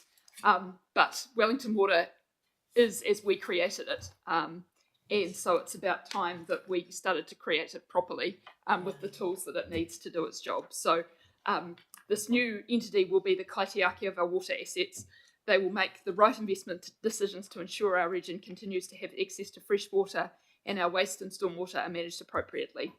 If this new entity believes that it is necessary to invest in IT systems to oversee asset and contract management, then they can make that call without having to seek approval from councillors who are weighing up the whole gambit of community needs. And the water entity will have greater access to capital so that the cost of truly multi-generational investments such as Pakratahi Lakes can be spread over the lifetime of all people who will benefit. So, excuse the pun, but a lot of water still has to flow under the bridge. Much of the detail still has to be worked through, and there are some issues such as stormwater that we still don't know the entire detail of yet. But the decision today puts us on a road to sustainable water management, and I'm proud of the work that the AOG and councils have done to get us to this point. Thank you. Cool. Councillor Duthie and then Councillor Saul. Thank you. Just wish to speak very briefly on the additional recommendations around 7. So around further worked into next year on exit, stay in, those sorts of things. And I'm very happy that these have been looked at. There's a lot changing at the moment. So the idea of us exiting in order to focus on our regulatory role has merit, but we're aware that our regulatory role is changing. I mean, we've just seen that with the debate on PC1 this morning. Our regulatory role is being somewhat pulled out from underneath our feet. We've got RMA reform, we've got potential local government reform. I think I'm hoping that the piece of work that looks into the options looks at the full breadth of options and benefits and things as far as we know them at any point in time, because the central government landscape keeps changing and will continue to do so. Thank you. So just to respond to that, absolutely. I mean, today's been a very good example of the multitude of moving parts at the moment. None of them are small and put together. It's actually quite enormous. So anything that has to come back to you in this water space or an RMA space, it has to be very connected because they are. So you can be very confident that's what we'll bring back to the council towards the middle of next year. Okay, Councillor. Cool, thank you. I guess this is a pretty big decision, but in sort of light of today, this seems like the easier one of what's in front of us. But I just wanted to recognise the work that the staff have done to keep, basically a water dum-dum up, up and informed to be able to make decisions that are really consequential for our community now and in the future. And also just wanted to recognise the work of our rep on AOG, Ros, who has kept all of us informed in a very transparent and easily digestible way, so we could be a council that could make an informed, unanimous and wise position. So I just wanted to recognise that and just know that you have all our support around the table for that, I assume. And I just want to reflect on the fact that given the great unknown we're about to be in, we also have the backing of our community to do something right. And I hope that we take that, all the work that we've done as best as we can with our communities, with our mana whenua partners, with our TAs, with all our community, and that it informs what could be a best practice model for our three waters, which our communities deserve, our mokopuna deserve, and that we'll probably have the right investment to be able to finally do the right thing. So I remain optimistic, and my call is for all of us to stand together with the work that we know that needs to be done to give our community what they deserve. Okay. I'm going to take them in three chunks. Recommendations 1 to 11. All those in favour, please say aye. Those opposed? No? Unanimous. Thank you. Recommendation 12. All those in favour? All those opposed? Abstentions? 2 abstentions. You want that recorded? Yeah, both of us. Me.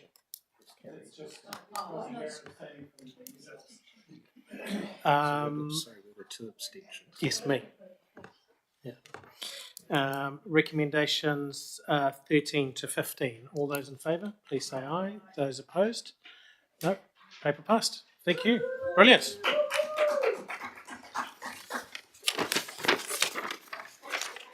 Okay. Adoption of te mahere waka whenua tumata nui o te rohe o te upoko e te ika Maui Wellington Regional Public Transport Plan 2025-2035. Am I? Or is that wishful thinking? Sorry. And you let me read that all out, eh?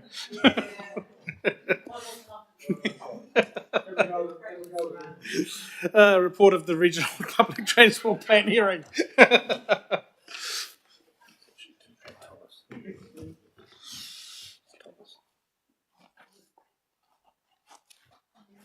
Thomas? Yes, kia ora everyone. So this is my report from the hearing, and this will put us in a position. Adopting this will put us in a position to adopt the plan. So the report's before you. I thought it was quite a good process, and I thought the hearing was really well run, and a lot of good contributions from the public. And yeah, we obviously we made quite a few recommendations during our deliberations, and those are reflected here. And yeah, that's all I have to say about this. I'll say more when we adopt the plan. Okay. Anything else to add? So through you, Chair, just quickly, and we noting the elongated sort of process that we've been through for this Regional Public Transport Plan. We've had the LTMA Amendment Act 2023, new GPS, NLTF funding outcomes, and UNZTA guidelines to deal with. So these all have been incorporated in the plan, and just acknowledge all of the inputs from across the organisation, and highlighting again really the strong public response that we've gotten, which shows really that public transport sits at the heart of most people's lives in this region. Okay. Chair. Do you want to move? Yeah, Councillor Nash, seconded by Councillor Duthie. Do you wish to speak to the paper?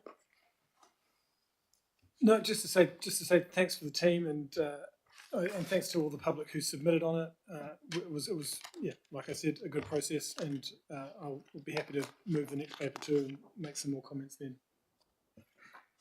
Okay. Quentin. I echo that. Thank you very much to the officers and all the submissions. I'd also just like to add my thanks to Councillor Nash for his leadership through this Regional Public Transport Plan. It's a big process and quite detailed, and I'm quite fussy about some of that detail, and I've been really pleased at the way it's been run. Thank you.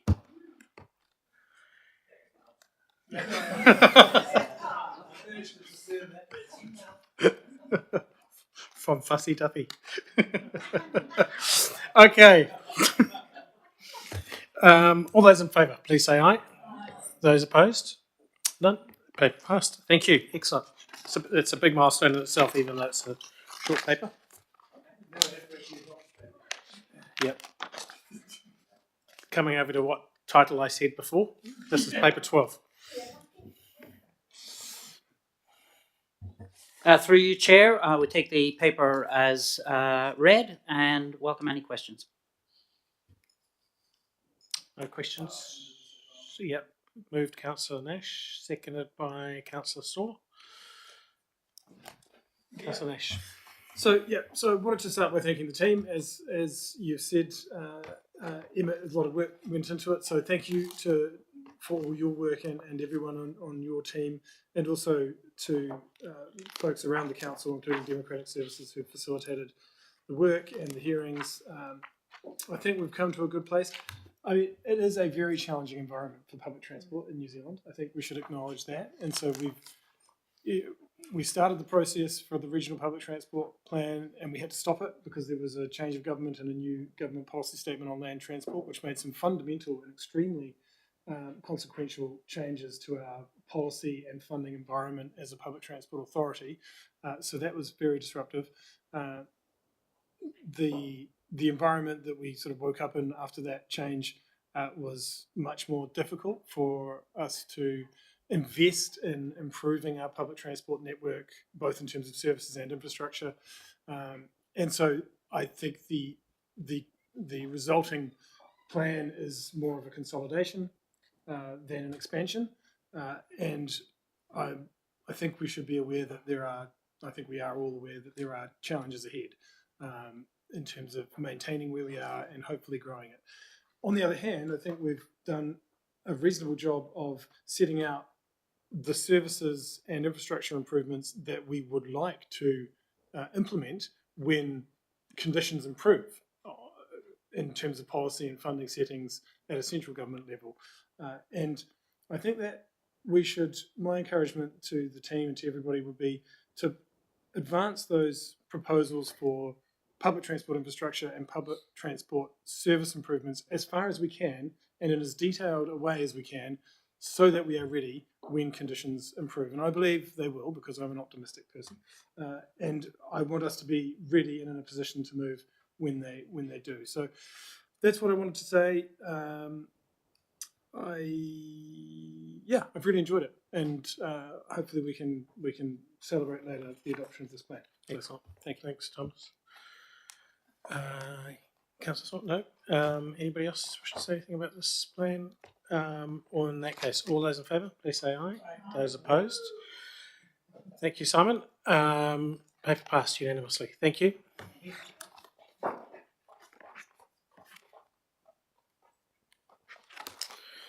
Right. Pinehaven Floodplain Management Plan Structural Works Implementation Review.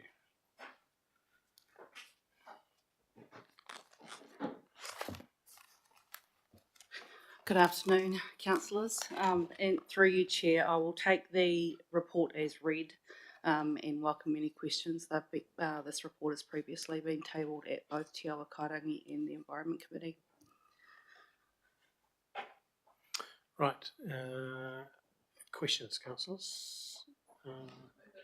Okay. Moved by Councillor Connolly, seconded by Councillor Duthie. Say anything? Nope. All those in favour, please say aye. Those opposed? No. Easiest day's business.